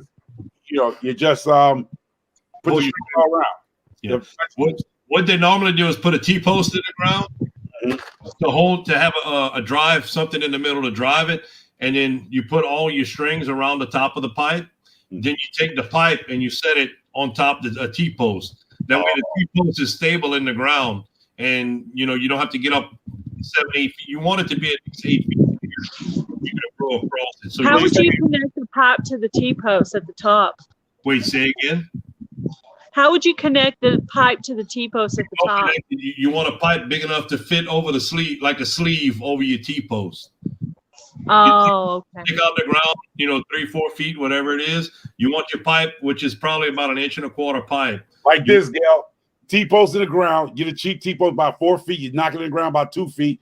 Then you put the pipe, the PC pipe over like that. It slides completely down. Right over it. So after your growth season, you can take it apart. Correct. So you put all the string here, let it drape, and then when you're ready to go, you just put the pipe on top of the T-post like that. Yep. And what happens at the end of the season, you take your T-post, you take your pipe off the T-post, like that, around your pipe, and you save your pipe for the season. There you go. And everything on it. So you learned something here. $35.99. Well, I'm not the builder. I have a builder. He's called my husband. That'll work. So, anyway, it's just a lot of great ideas. I see Jason, the way Jason did it. I've seen people that actually take a bicycle tire and secure a bicycle tire to the top of the pipe, to where you have a bigger surround on the top to be able to tie all your strings off to. For it to be that's neat. Yeah. You want something taller than 5 or 6 foot. You'd like it sticking on the ground a good, 8 feet, 9 feet. I think Jason does his 10 feet to where he can get on a small step and be able to reach from the inside to be able to pick stuff. We're actually planning on putting 2 of those out this year in the front yard. The little dude likes to play with teepees and forts and everything. So I'm hoping that they'll fill up enough. We're getting some yard long beans seeds, and we're going to put the yard long beans, that way it'll grow up, and we'll leave a door opening for him to be able to climb in and play inside of them and everything. Now, Brittany Farm, the seeds you sent me, the okra seeds, because I think I was talking to Cajun Hot Pike. They did come up, but they ain't go nowhere because I grew them late. Yeah. So now, do you think I could get those okras in a 5-gallon bucket? And how many do you think I could put in a 5-gallon bucket? If I was to okra's going to be too big for a 5-gallon bucket. You should be able to put 2 plants in there. You're not going to get optimal production, but for the amount of summer that you have, you'd probably be able to get enough out of it to put 2 plants in a 5-gallon bucket. But ours probably get big here because we have such hot weather. We have longer growing weather for the okra than he's going to end up with. You need to be conscious about the soil needs to stay around 70 degrees for the okra. Now, planting in buckets, it's going to take longer for that temperature to stay. Well, hold up. See, that's my gauge. I tell you that. I have to try one in a bucket to see how it works, because I have plenty of buckets. Because it's all about me for experimental. Now, you see the rock wall that I was saying about the plants go down? Right. Now, go give me some black garden, what's it called? Chicken wire, that black sheet vinyl chicken wire, and go give me some T-posts. Block out so I don't cut them down, and just plant them in the ground right there in front of me, in the front of the house where I know it's going to get sun all day. As long as you can keep you can start your plants inside, or you can start them outside. Okay, hold up. Now, with these, can I start like you see these little things? Well, these little cardboard things, right? Now, could I start my okra seeds in these? You can start your okra seeds in whatever you like. I don't like those because they say they do compost, but they don't compost well. They have a tendency not to break down. But this one has a hole in it. Right. But that's still, if the root system can't expand past that, you know what I'm saying? It's just going to grow out the bottom of it. It won't expand. You're going to have issues with it. So I can. That's good information, because I have some stuff in those, and I'll make sure to take them all the way out. That's my point of view. I've never had good use with those. Okay. So what about these? That's all I use now. Can I start okra seeds in these? Oh, those are taller, a little bit taller. Well, Look, hold on 1 second. Indiana Backyard Garden also said be careful because they stay wetter longer, and you'll get seed rot and it'll mold with those type of peat pots. Okay, so that's what I'm asking about these cells. I put regular garden soil in these, right? Seed starting soil. Or seed starting soil in this. Can I grow okras in this? Oh yeah, you can grow okra in that. Yeah, well, you could start okra seed in there. Yeah, okras end up making a huge root system, but you can start your okra in there. Yes. I think I'm just gonna throw my okra in the ground. No, Miss Gail, that's the best thing to do. No, that's what I did. But that's what I did, you know. But I'm just saying, my thing is to see what works. What works for some people might not work for everybody. That's right. My channel is to do experimentals. Right. Yeah, I like experimenting too. I want to try an okra in the bucket just to see if it'll work. Indiana Backyard Gardener says 1 plant per 5-gallon bucket. So I mean, you could try one of each, one with 1 and 1 with 2. And I want to say hi to Roots, Shoots, and Garden Boots. I just found her the other night. I think it was on Lions Press live stream. Hello, Texas. Hello, Texas. Yep. Louisiana here, Texas right there, and Yankee right there. Yankee Boots. There's another name for you, Yankee Boots. Yankee Boots. Yankee Boots. Who got Yankee Boots around here? You got Yankee Boots. Miss Gail. I got these beautiful seeds from Brittany's Farm Homestead. Red burgundy okra. Harvest from their farm.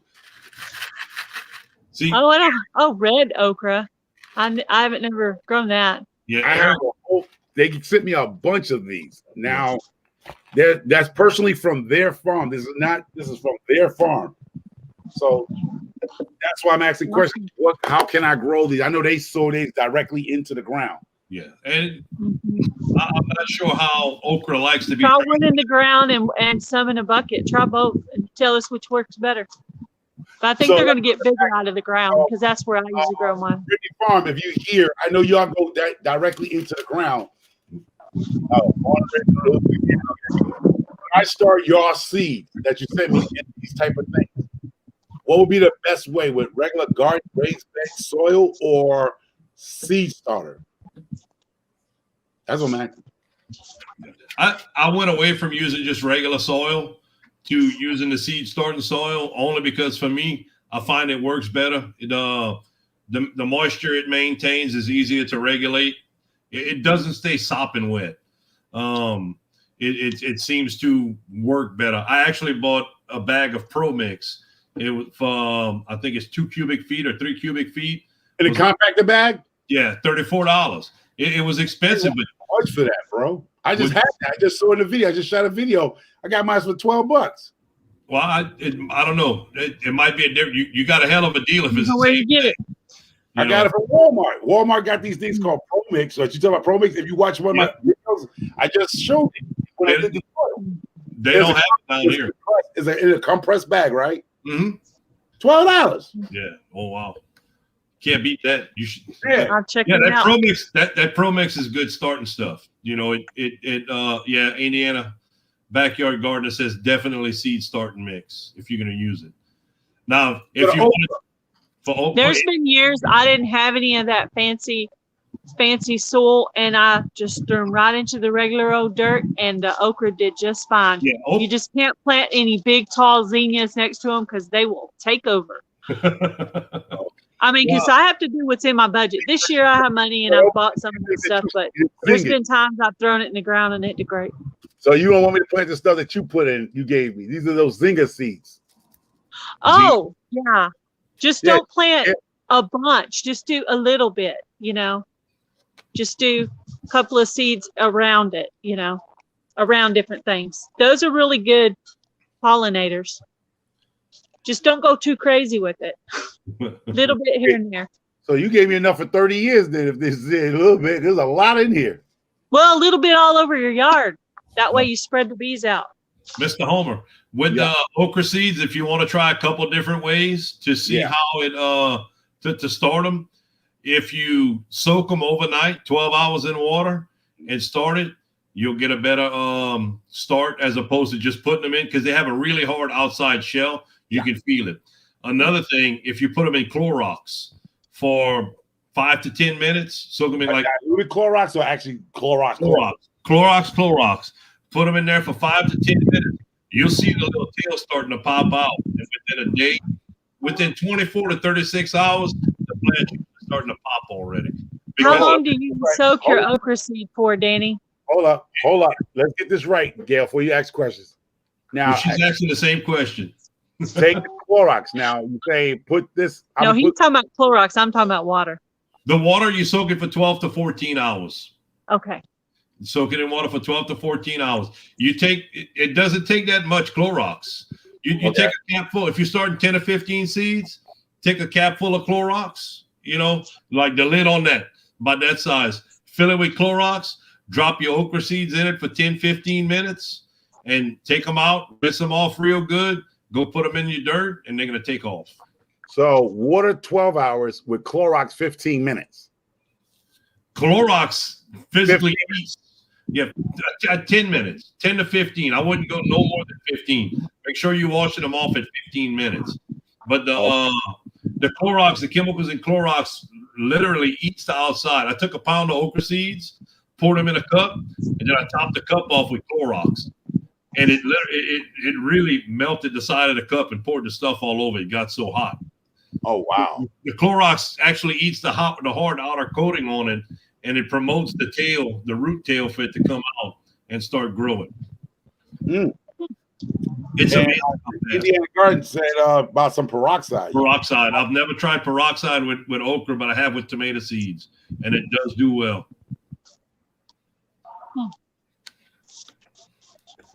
I heard one of my chickens making noise back here a while ago, and I was trying to make sure one of them wasn't getting eaten over here. Yeah, like Rob Primal Cajun also, when you're soaking them, if you're soaking them in water, you soak them till you see the little roots starting to come out. You see it looks like a little worm coming out the tail. It'll come out in 12 to 14 hours? I leave it 12 to 14 hours and plant.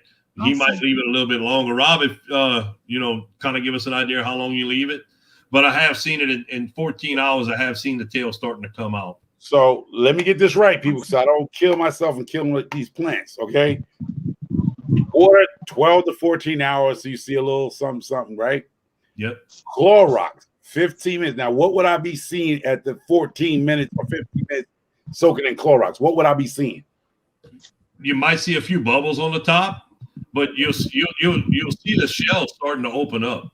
You can take one and try it. There's an outer coating on the shell on the okra when you look at it, and that'll really come off while it's in the Clorox. The chemical reaction will take that off, and the little tail will start to pop out. It's like it's ready to start growing. Between 14, 15 minutes with a good rinse off. At 15 minutes, you need to be rinsing them. Yeah, they need to be out and rinsed at 15 minutes. Try it at 10 minutes. It's not going to make much of a difference in 5 minutes. If what I should be seeing at that 10 or 15 minutes, what should I be seeing on that seed to say, hey, it's time to take them out and rinse them off? At 15 minutes, you need to take them out and rinse them off already. It's just, some of them might be harder than others, but you should start seeing the little round part of the tail, the little round part of the seed will kind of compress a little bit, and you'll start seeing the tail. Just like if you start any type of seed on a paper napkin, you'll see it starts putting a little tail out. You'll start seeing that with the okra seeds. If you start them in water or you do the Clorox method. I'm learning something here. Just want to make sure I get it right. So Rob says he'll soak it about 3 days to get the tail to come out. So in water. 3 days in water? In water, yeah. You do it 15 minutes in Clorox, you'll have plants before you finish with it. Oh, okay.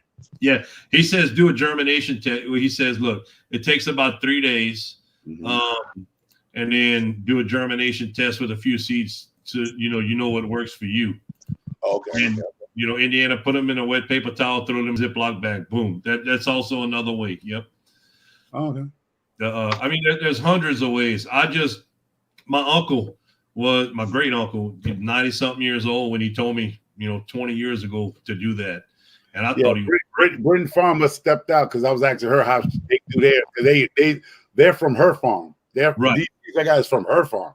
Right. So I was wondering how she does her seeds because these are her seeds actually from her farm that she grows. So I want to do exactly what a mother and father of these seeds done. We did 3 rows one time to see the difference. We planted the okra seeds in the rows and just straight out the bag. Then we soaked some for 12 hours in water. Well, 12 to 14. We soaked them in water. Then we planted them out, and then we soaked them in the Clorox for 15 minutes and planted them out. The ones we soaked in Clorox, the next day you could actually see the green starting to come up. The day after we planted them. But well, that's good test right there. You don't plant them deep.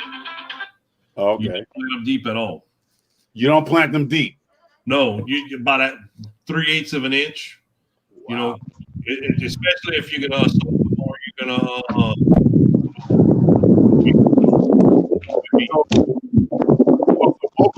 Okra. No, when I pulled up the okras, they had a deep root system. Even though they didn't sprout because but they was a deeper. They wasn't a shallow root. The okra I had. Okra makes a huge root system. They'll make a tap root and then they spread also. Yeah. So they're not a shallow root system plant. I know that for a fact because the little bits I got, when I pulled it out. I was telling Miss Gail, I was saying it earlier and I got off topic, but look, Britain Farm, just direct sow, nothing. They're not rushing to get them to sprout either. Oh, okay. But I have a friend. He takes the cinder blocks. He takes the grass off the top with a shovel, about 1.5 inches, sets the cinder block in the ground, fills it with garden soil, garden compost, whatever he got, and he plants 2 okra seeds in it. And he moves, so far away, 5-6 feet away, whatever, and he'll plant 2 more, 1 in each hole of the cinder block. And he grows some huge freaking okra, and he leaves it about half full. The cinder block hole. He'll leave it about half empty, or fill it half full with the stuff for the plant to grow out. He waters directly in the cinder block to where the water doesn't. Yeah. All right, so what I'm going to do, so in my head, like I said, I was telling Gail, in my head, I always think outside the box. So when I start planting these okra seeds on the outside, I'm going to take some of that good chicken manure that I have out there, that compost, and I'm going to do a whole bunch of fertilizer. Huh? I said okra does not need a whole bunch of fertilizer. Yeah, so I'm going to take the chicken poop, which should be good because it's about 4 years of chicken poop there. And what happened? He says you have such a short growing season, you might want to try one of these methods. They do not. I think Britain Farms, they're pretty much south like us also. Yeah. Rush to get them sprouted. Yeah, you saw how my okras didn't do well. They didn't do well. You planted them at the end of the year. They did well for the amount of time you had them in the ground. Exactly. So that's what I say. If I can get a jump on it if I can get a jump on them through here, like doing something like this, where I can get them started. Yeah. And then pop them in. Now, what is the ideal temperature for your seedlings if you was to do it this way? What is the ideal temperature? Anybody know the ideal temperature? Hey there, Early Bird Farms. How's it going, brother? Thanks for stopping by. We talked about the raised beds earlier. We're talking about okra right now. Your okra, for you to be able to sprout your seeds, you want constant ground temperature at least 70 degrees. 70. They'll possibly sprout before, and you want a constant 70 degrees when they're growing. Mm-hmm. They will grow below 70 degrees. They'll actually grow decent, when it's below 70 degrees. Eric did it last year at his place, and he kept it. He's like, we talk all the time. I planted all this okra, and it don't look like it's gonna work. I'm like, dude, wait, it exploded. I said, your ground temperature hits 70 degrees for a week. I said it's gonna be ridiculous the amount you get off of it. See, Early Bird Farmers say the hotter the better. Okay, for okra. Yeah, I'm going to do some tilling in the ground this weekend, so I'm going to go ahead and go, guys. I got to put up my chickens. They're free ranging. Okay. I'll still be here, but I'm going to leave the Okay. Thanks for having me on, Danny. Enjoy your 67-degree weather with high winds over there, Gail. I will. Have a Bye, great guys. Gail. Right. Thank you. Okay, so 60, because I'm in the Northeast, so Yeah. by the time we get a regular 70 degrees here, we'll be well into June. Well, the old people over here in the area, in which we do have a longer growing season, they always planted the beans first, and then they pull the beans. When they pull 2 runs off of the beans, the bush beans. When the second run off the bush beans were pulled, they would pull the plants out and they plant okra. Yeah, and she's saying Indiana saying 60 degrees they'll germinate. So that's good. I didn't know that. We always did the 70. Okay, saying 6 weeks before the ground temperature, so I can plant them in them cells, primal, and then wait till it be 78 degrees and then put them in. So they should have a great root system. Okay, that makes sense. Yeah, he said plant them in a bigger cup, a quarter cup. But I think a quart cup. So I got those. Yeah. I got those. 68 weeks, it could be big, and we got some big root systems. But I do have that little greenhouse. As I said, I have that little greenhouse which I could pull out to the front, and because it'll be 60. I brought a thermometer too somewhere, but it definitely in that greenhouse, that little small greenhouse you saw me do. Mm-hmm. My dog loves that place because it was out there, and she found a way to get in under the door, the little lap, and it was nice and warm in it, even though it was cold. That did heat up nicely. So even though it might be 50 degrees or 55, 57, it should be 70 degrees in that greenhouse when the sun hits it. Right. Now, we were talking about your greenhouse earlier and stuff. One thing to understand, it does make a difference. But basically what they tell you with the greenhouse is it adds one growing zone to your growing time. So if you're in zone 5, it would give you like zone 6 growing area normally. You know what I'm saying? So like your first frost date would be, instead of being in zone 5 with having your greenhouse, it would be zone 6. Or it gives you one better growing zone on average is the rule of thumb. It's not guaranteed, but that is the rule of thumb on the stuff. Oh, Indiana God says 50 there in her greenhouse is up. Oh yes. I do have a new channel, Early Bird Farm, South Carolina. Yes, it used to be Micro Farm, and now it's Muddy Boots. I start my whole channel all over again. Wasn't no issues, but it's just that I didn't feel right about it. So I'm going back, starting all over again. It's a personal, we want to call it a personal, personal thing. I want to see something. So it's something that God told me to do and start all over. And I'm doing, but she said it's 50 degrees outside and it's 100 degrees inside her greenhouse. Wow. Yeah, easy. And we talked about that, or I had commented about that when you were doing your smaller one, about having enough ventilation during the day, because when it's, minimum temperatures outside, we were 30 degrees a couple years back at the property, and it was like 97 degrees in the greenhouse, 27, 28 degrees. It was 30, 90 something degrees in the greenhouse. It's amazing what it does. See, that's what I want to do. I'm going to do a different type of greenhouse, which I'm going to do with wood, because I want to put the flat like this, like a wood flat, where say this is the window is made out of wood, and I want to be able to open it up, the whole thing up. Right. Well, you want to frame, you want to have you don't want to put like plywood on the sides. You want to have as much light coming in, but when you make it out of wood, you frame it in with wood to where you can put your window where you want your windows to be able to open them up. Yeah, I'm gonna use the corrugated plastic. I'm trying to use that plastic, but I'm saying I want to make it where you see how they do the hoops. There's no window. There's a door and maybe a door on the other end or the window. I want that same status, but I want to be able to open up the side so I get that cross breeze. Well, some people also put on the sides to where they put a pipe on the side to where they can roll the sides up, to let more ventilation through. And that's normally what happens on your hoop houses, because you can't put windows and stuff in the sides. They'll run a kicker board up 2 to 3 feet, 4 feet, you know, whatever they deem necessary. And then they run a pipe along the bottom, and then they roll the pipe up to where the air it pulls itself in and pushes out the tops of the sides. Oh, okay. Got you. That makes sense. Yeah. Okay. You know, that's why, you know, I know we got off topic, man. We've been 2 hours and 15 minutes. I love this. It's fun.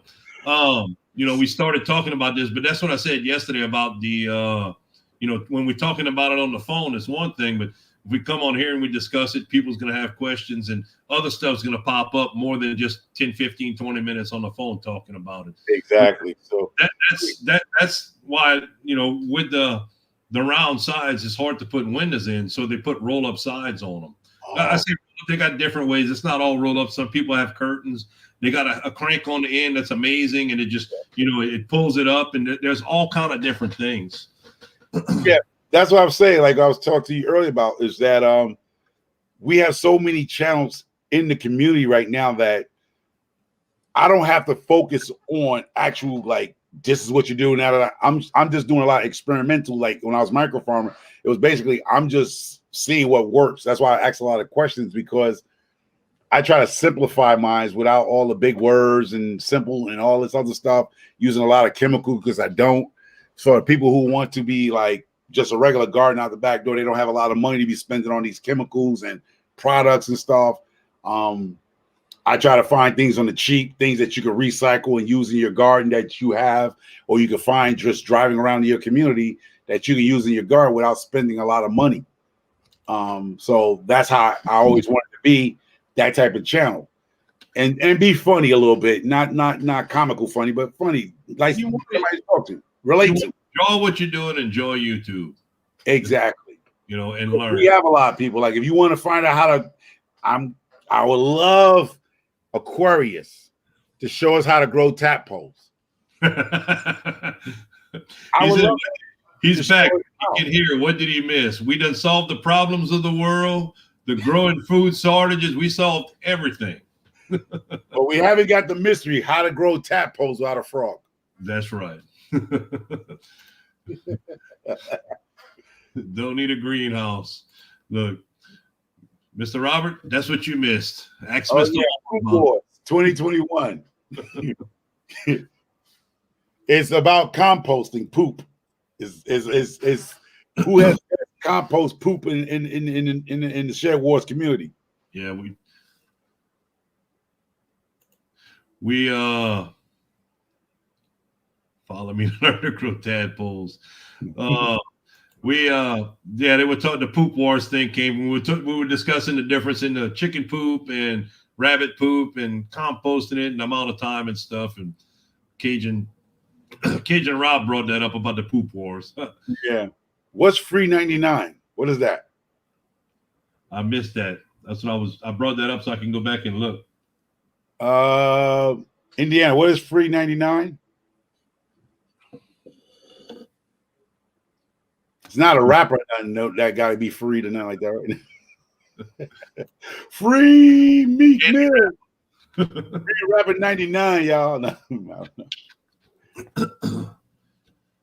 Oh man. Yeah, we'll give it another 12 minutes. We'll finish up the 2.5 hours. All right. I would like to know what free 99 is. Oh, we can sit there till we find that out.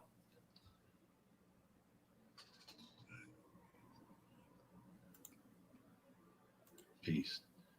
Anybody else want to come up here? Aquarius said he got quail poop. It's the hottest poop on the planet. Don't mess with him. He'll fling it at you. Quail poop is hot. I started growing quails and everything, wanting to use it in the garden. You know, I like the quails. I had a bunch of people buying the pickled quail eggs. I don't eat pickled quail eggs, but I had a bunch of people buying them, well, giving them to them mostly. But I wanted to put that in the garden. Then I started reading about it, and there's a lot of it can have a lot more issues than chicken poop and rabbit poop. You know, with different things, it transfers stuff a lot more easier than see. I was about to get quail, and I was trying to figure where to put quail because I didn't want that issue. Because I know some people say they have raised quail alongside chickens and had no problems, but I don't want that problem. I didn't have problems with them with the chickens. In fact, we turn the chickens loose under the quail cage because they spill so much food, and they actually don't digest all the food they eat. So the chickens would go through. We had a couple roosters that we didn't like, and we would turn them loose in there.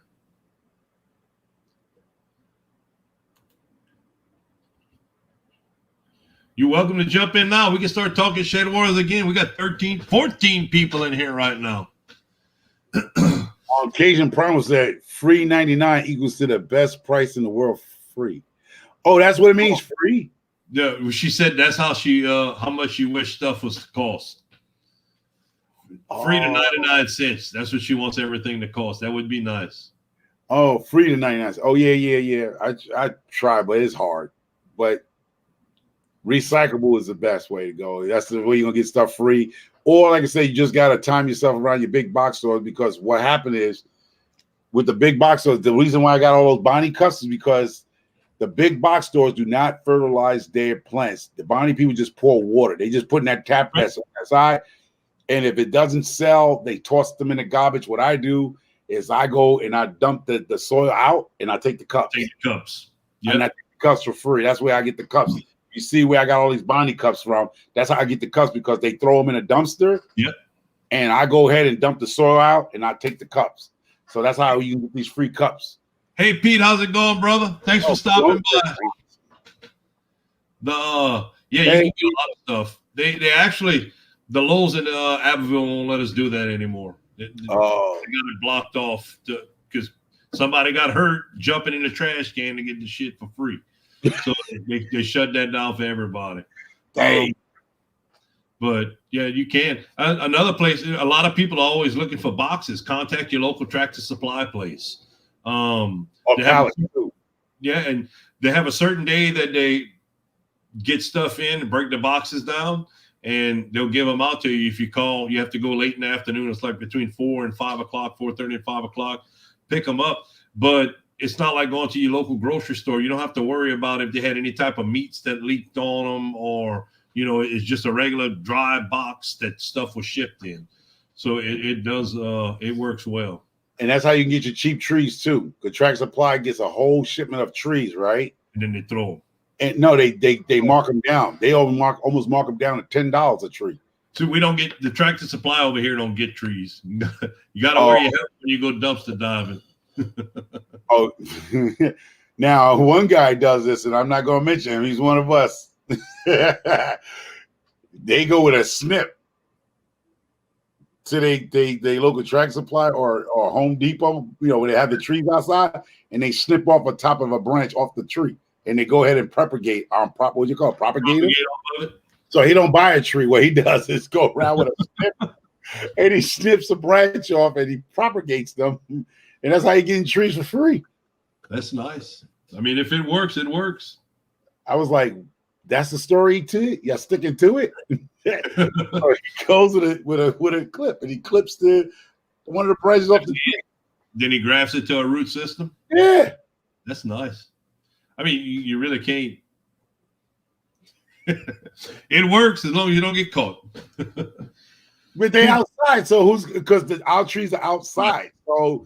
You're looking at it, you got a pair of snips in a bag. Hey, you don't go crazy and snip it till it look like it's bald. Right. You snip a piece off, whatever piece that you're going to propagate in the cup, and get the root system. Yeah. I never know how to graft. I still don't know how to air graft and stuff that people do. Yeah, I said air graft is not hard at all. My face is turning red from drinking that homemade Mad Dog stuff that people gave my wife. I'm starting to feel a bit tipsy. It's early in the day. All right. Yeah, so somebody said your grandmother was your grandma was bad. Aquarius says grandma was bad for the botanical garden. That's funny, Aquarius. Hey, she got banned. That's got to be the most. Oh Lord, you said she was banned for the botanical garden. They actually have some nice, it's called live oak gardens around here. And that's where I got my soil from. It's huge. It's like, it's got to be close to between 30 and 50 acres, the place, with hundreds of greenhouses. They grow all tropical and subtropical fruits and plants and stuff. I just like when I go pick the stuff up, I try to get lost to where I can run through some of the stuff. It's amazing the stuff they grow over there. I would go crazy. Oh, see, I'm not the only person that knows about people like that. People do it. Yeah, the snip. I was just saying, I know a person that does that. Don't buy a tree. They just go ahead with a pair of snips. You can go clip. So if it works for, like you said, if it works for them, it works for them. I just don't know how to graft stuff like that. I probably to cactuses and stuff. You just break a piece off and you stick it in the dirt. And cactuses are easy to start. A lot of things are. Yeah, so I know somebody did the same thing. They go to the big box store, the trees are outside, and they just go snip, snip, snip, and go home within 10 minutes or 5 minutes back home. Well, however y'all do it, the dip root system or the honey, whatever they do. Yeah, the roots. And get it going. See, if I can't do that, because my problem is I put it in the ground and forget that it's there. Because that's what I did with a small peach tree I got from Tractor Supply. And I put that little smaller, because they sell these little small baby trees. Right. And my dumb self, I don't know what I was thinking. I went right. I thought it was a weed. I forgot it was a tree. Run it over. Cut it over with the lawnmower. I was like, oh, it was a small tree. So I forgot that I planted a small tree. I just thought it was a piece of weed growing up and went right over it with the lawnmower and cut the tree half. It's one of them skinny trees they sell on Tractor Supply, the little skinny ones, the little one branch. A little bit like a switch, like one of those switch from the south that your parents used to beat you with. There was never a little one. I tell you, we had an old rotten Japanese plum tree in the front of the house, and them things don't break. The branches would grow off about 5 to 6 foot off of it, and oh my gosh, I was a twin, and we were bad. And look, you talk about this thing would be wore out by the end of the season. They had no branches left on them. That's what I'm looking for this year too. I'm looking for elderberries. If I can find some elderberry bushes this year, I'm going to try to plant a few of those too around here. Oh, you were talking about the quality of stuff from Tractor Supply. I quit buying stuff like the muscadines and blackberries and all that. I quit buying from Tractor Supply. I go online to reputable nurseries. In fact, most of the stuff before I came to town, I haven't bought any. Besides strawberries, Isons, ISONS nursery.com. They don't give me nothing. I got to pay for everything I get from them, but it's the stuff you get from them is quality and the price on it's really good. I think they actually sent the strawberry plugs. It's live strawberries. It was $100 with shipping for 50 plants, I think it was. And it worked out great. I'm gonna go over to the organic department in the supermarket and go ahead and cut them seeds out of them strawberries and put them in the ground. $100 for some strawberries, see, that's a lot. Well, it's 50 plants. You get a lot more strawberries off of 50 plants. One strawberry plant should produce a pint of strawberries a year. If you take care of them. People saying they can cut the strawberries in half, that you get out the organic department and just actually plant the strawberry clippings in it. Well, you get the seed. Yeah, you're going to plant the seeds. You're going to get the seed plants off of it. And it planted from seeds supposed to take like 18 months before you get, any fruit off of it. Oh, well. Yeah, I got to find some strawberry plants that's already been done. Now, elderberries, at least elderberries, right? What are they? They are acid-loving berry or regular soil? I don't know anything about elderberries. I like muscadines. And is that plant need to be acidic soil or is the regular growing soil? The muscadine? Yeah. It's regular soil. It's a type of grape. It's a big seeded grape, most of them. So it don't need to be an acidity, like an acid-loving plant. It's not like a blueberry plant. It's more like a regular plant. It looks for soil that's look, Primal just put the link for elderberries on Isons. So I actually bought 9. They were actually patented muscadine plants from Isons. They make some amazing fruit. We just don't take care of them like we're supposed to. Now, for everybody that's here that's in soil, how do you make your soil acidy? Like if you need acidic acid, how do you make your soil if you don't have it? How do you make it? What do you put in your soil to get acidic soil? I know you can add pine shavings and pine needles supposed to help get your soil more acidic, but you know I've added pine needles to my blackberries, and people said, "Oh my God, that's not going to work. It's going to make it horrible," and it worked out great. You know, it kept the grass down, and I had a bumper crop of blackberries. So I have no idea. Add coffee grinds, pine needles, and bark. Okay, I got a lot of pine trees around here, so I got a pine tree in my backyard, so I got some needles in my yard. All right, that's cool. So I ain't gotta go that far. I got a pine tree right there. There's a bunch of needles in there. I'll rake up. So I got some pine needles. Is it fresh pine needles or is the ones that already fell and turned brown? I think any pine needles will work. If you got a Starbucks around you, yeah, I think if you got a Starbucks will actually give you the coffee grinds. If you bring them a bucket, they'll fill the bucket up for you with the coffee grinds. That'll help. You know, it helps aerate the soil, and it also helps raise the pH. Oh, okay. So you take you'll take the coffee grinds to just, I mean, because they're gonna give a lot. I heard they'll give it all to you if there's nobody else, but they'll give it they daily. They'll give you whatever buckets you bring, they'll put it in there. They'll divide it up between the people that bring buckets to pick it up, but they'll give you everything you have a bucket for. Yeah, I don't think I'll be competing with nobody. These people, these are bougie people. They're not asking for that stuff. Bougie people. Yeah, they bougie people, bro. They're not gonna ask for that stuff.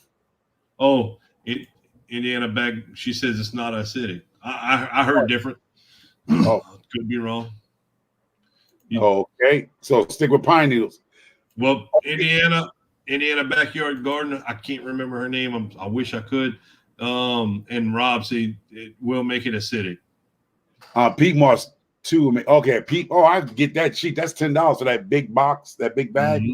Yeah, it's $10. $9. Well, just say $10. Yeah. So you could just use that and some pine needles, and it has a pH of 6.5. Coffee grinds wouldn't hurt either, right? I don't think they will. You know, they're high in nitrogen and different things. Cool, Mr. Dan, how's it going, brother? Oh, Dan, Poultry Food Forest. Food Forest. Food Forest, yeah. How's your weather out there in Florida, Mr. Dan? Make us over here in Louisiana feel guilty. I bet you they're in the mid-70s. Easily. Might be 80. Okay. The used coffee grinds and acidic are neutral, and Early Bird says he thinks they're acidic before you use it. Oh.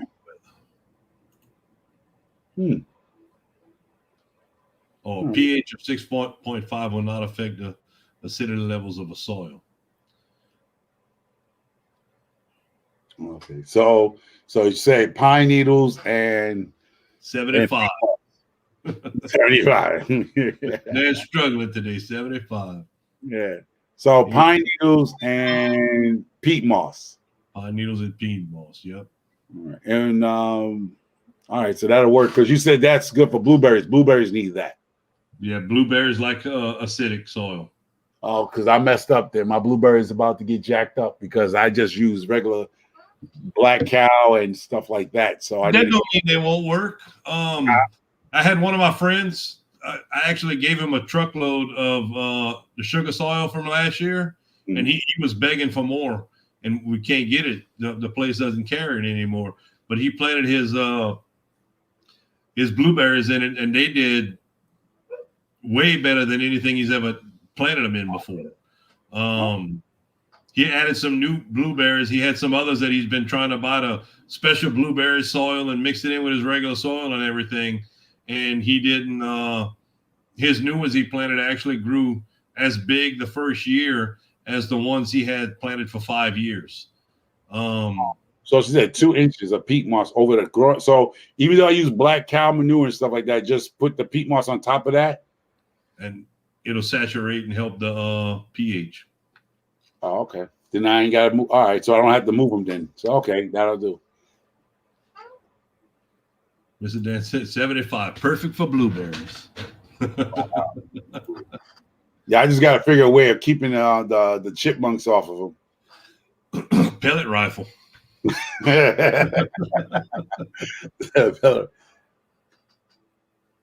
Really, Gail? Really, Gail? Your collard greens are popping out already? Really? I didn't even get my collard greens in the ground. They're not even out the bag yet. Rob's never died. Rob Primal Cajun has the same collard green he's been growing for like 3 years. He has one plant. So that's how bad the winter is here. So he just pick off it, he just cut and clip them. He just keep clipping them. Yeah, the stem on it is about this big around, and it's about 3.5, 4 feet tall. Is it tasty? It's still tasty, Rob? I didn't. Wouldn't it change the dynamics of the leaf? That old? Idea. Wow. Yeah, all right, I'll test the soil. But I think all my soil is between 6.5 and 7. That's the last time I checked before I shut everything down. It was in that good, what they call it, primal, perfect. It was in the zone? Yeah, the perfect growing zone. It was 7. It was between 6.5 and 7. So that's before I shut it down. So when I remove the top layers of the leaves, I'm going to check it again when the soil gets warm and check it before I plant. So everything was fine when I shut it down. So hopefully everything will work out. I'm sorry, I'm just writing me a couple of notes. Okay, he plant. Okay, Aquarius said he had dug it 2. Look, I put it on the screen for you. Oh. All right, small branches at the bottom of the soil, then planted and gave it okay, gives it okay, there you go. Boom. All right, took off. All right. So he planted the blueberries he dug it 2 times deeper, put some pine needles, small branches at the bottom of it, and it worked for him. It took off. So I'll be trying that then. Not try it because she just Indiana Garden just said just put the peat moss on top because it's already in the ground. It's dormant now because of the winter time. So I'm glad it took hardiness because it was the first year I planted. So hopefully the cold snap and the freeze, everything made it hardy. So now it learned how to survive the harsh winters up here because I probably is this first year of harsh winter. So I don't know where it came from, but I planted them. So would that work for them? Like, because they are hardy plant, right? Blueberries and stuff like that.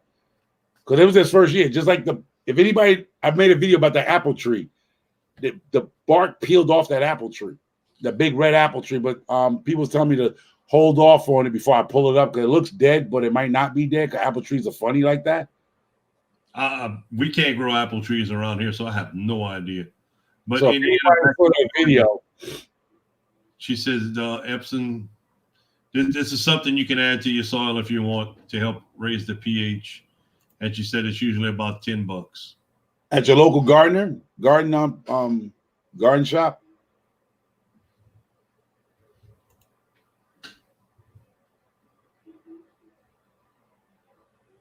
I think Mr. Robert was putting that for the continuation.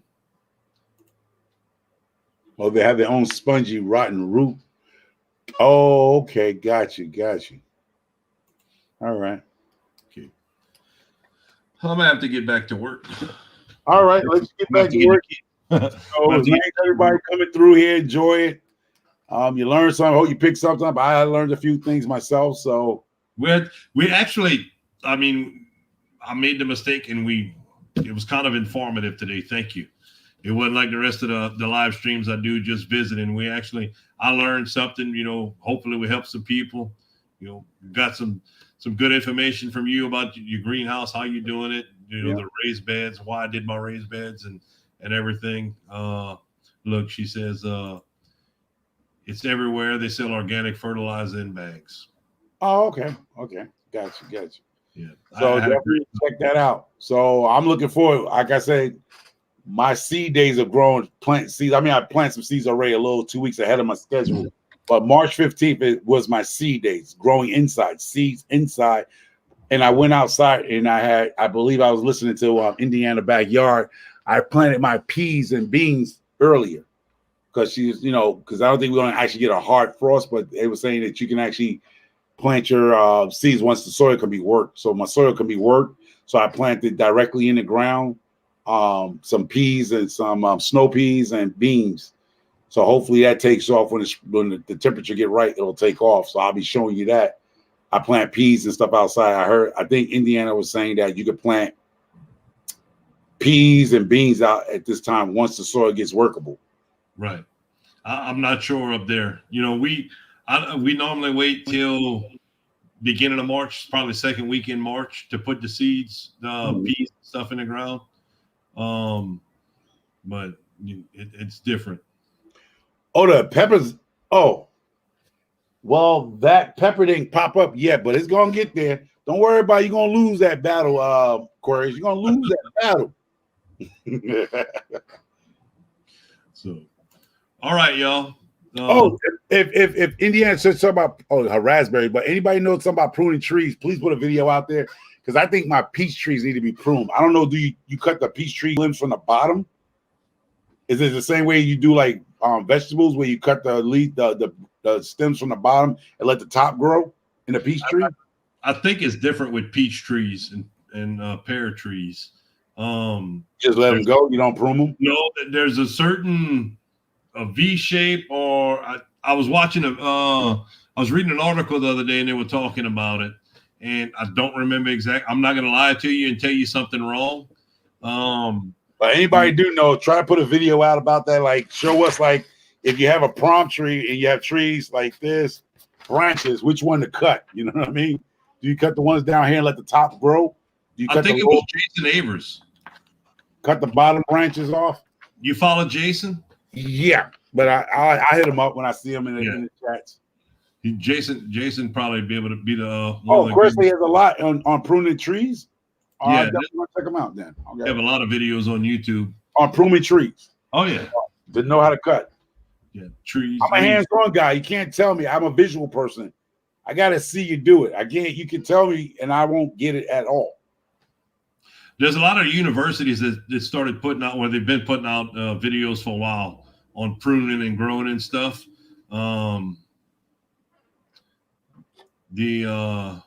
Look. Rob's telling you, watch some videos. Most people leave a certain number of buds, then clip off the ends. It's all. I don't know. That's not something I've ever done. We've never had a whole bunch. Oh, okay. Fruit trees. So, all right, we're gonna head out. Yep. All right. You want to end it? All right. Take care, everybody. See you on the next live. Whoever's alive. See, this is what I'm saying. How we all gonna leave, right? I guarantee you somebody in our community is live or want to go live, and we don't know who it is. Well, thank y'all, everybody, for coming out. I had a great time. Thank you, Mr. Holman. It was a great talk. I enjoyed it a lot. And South Louisiana, boy, you got to love it. Y'all grow that. Later. Later.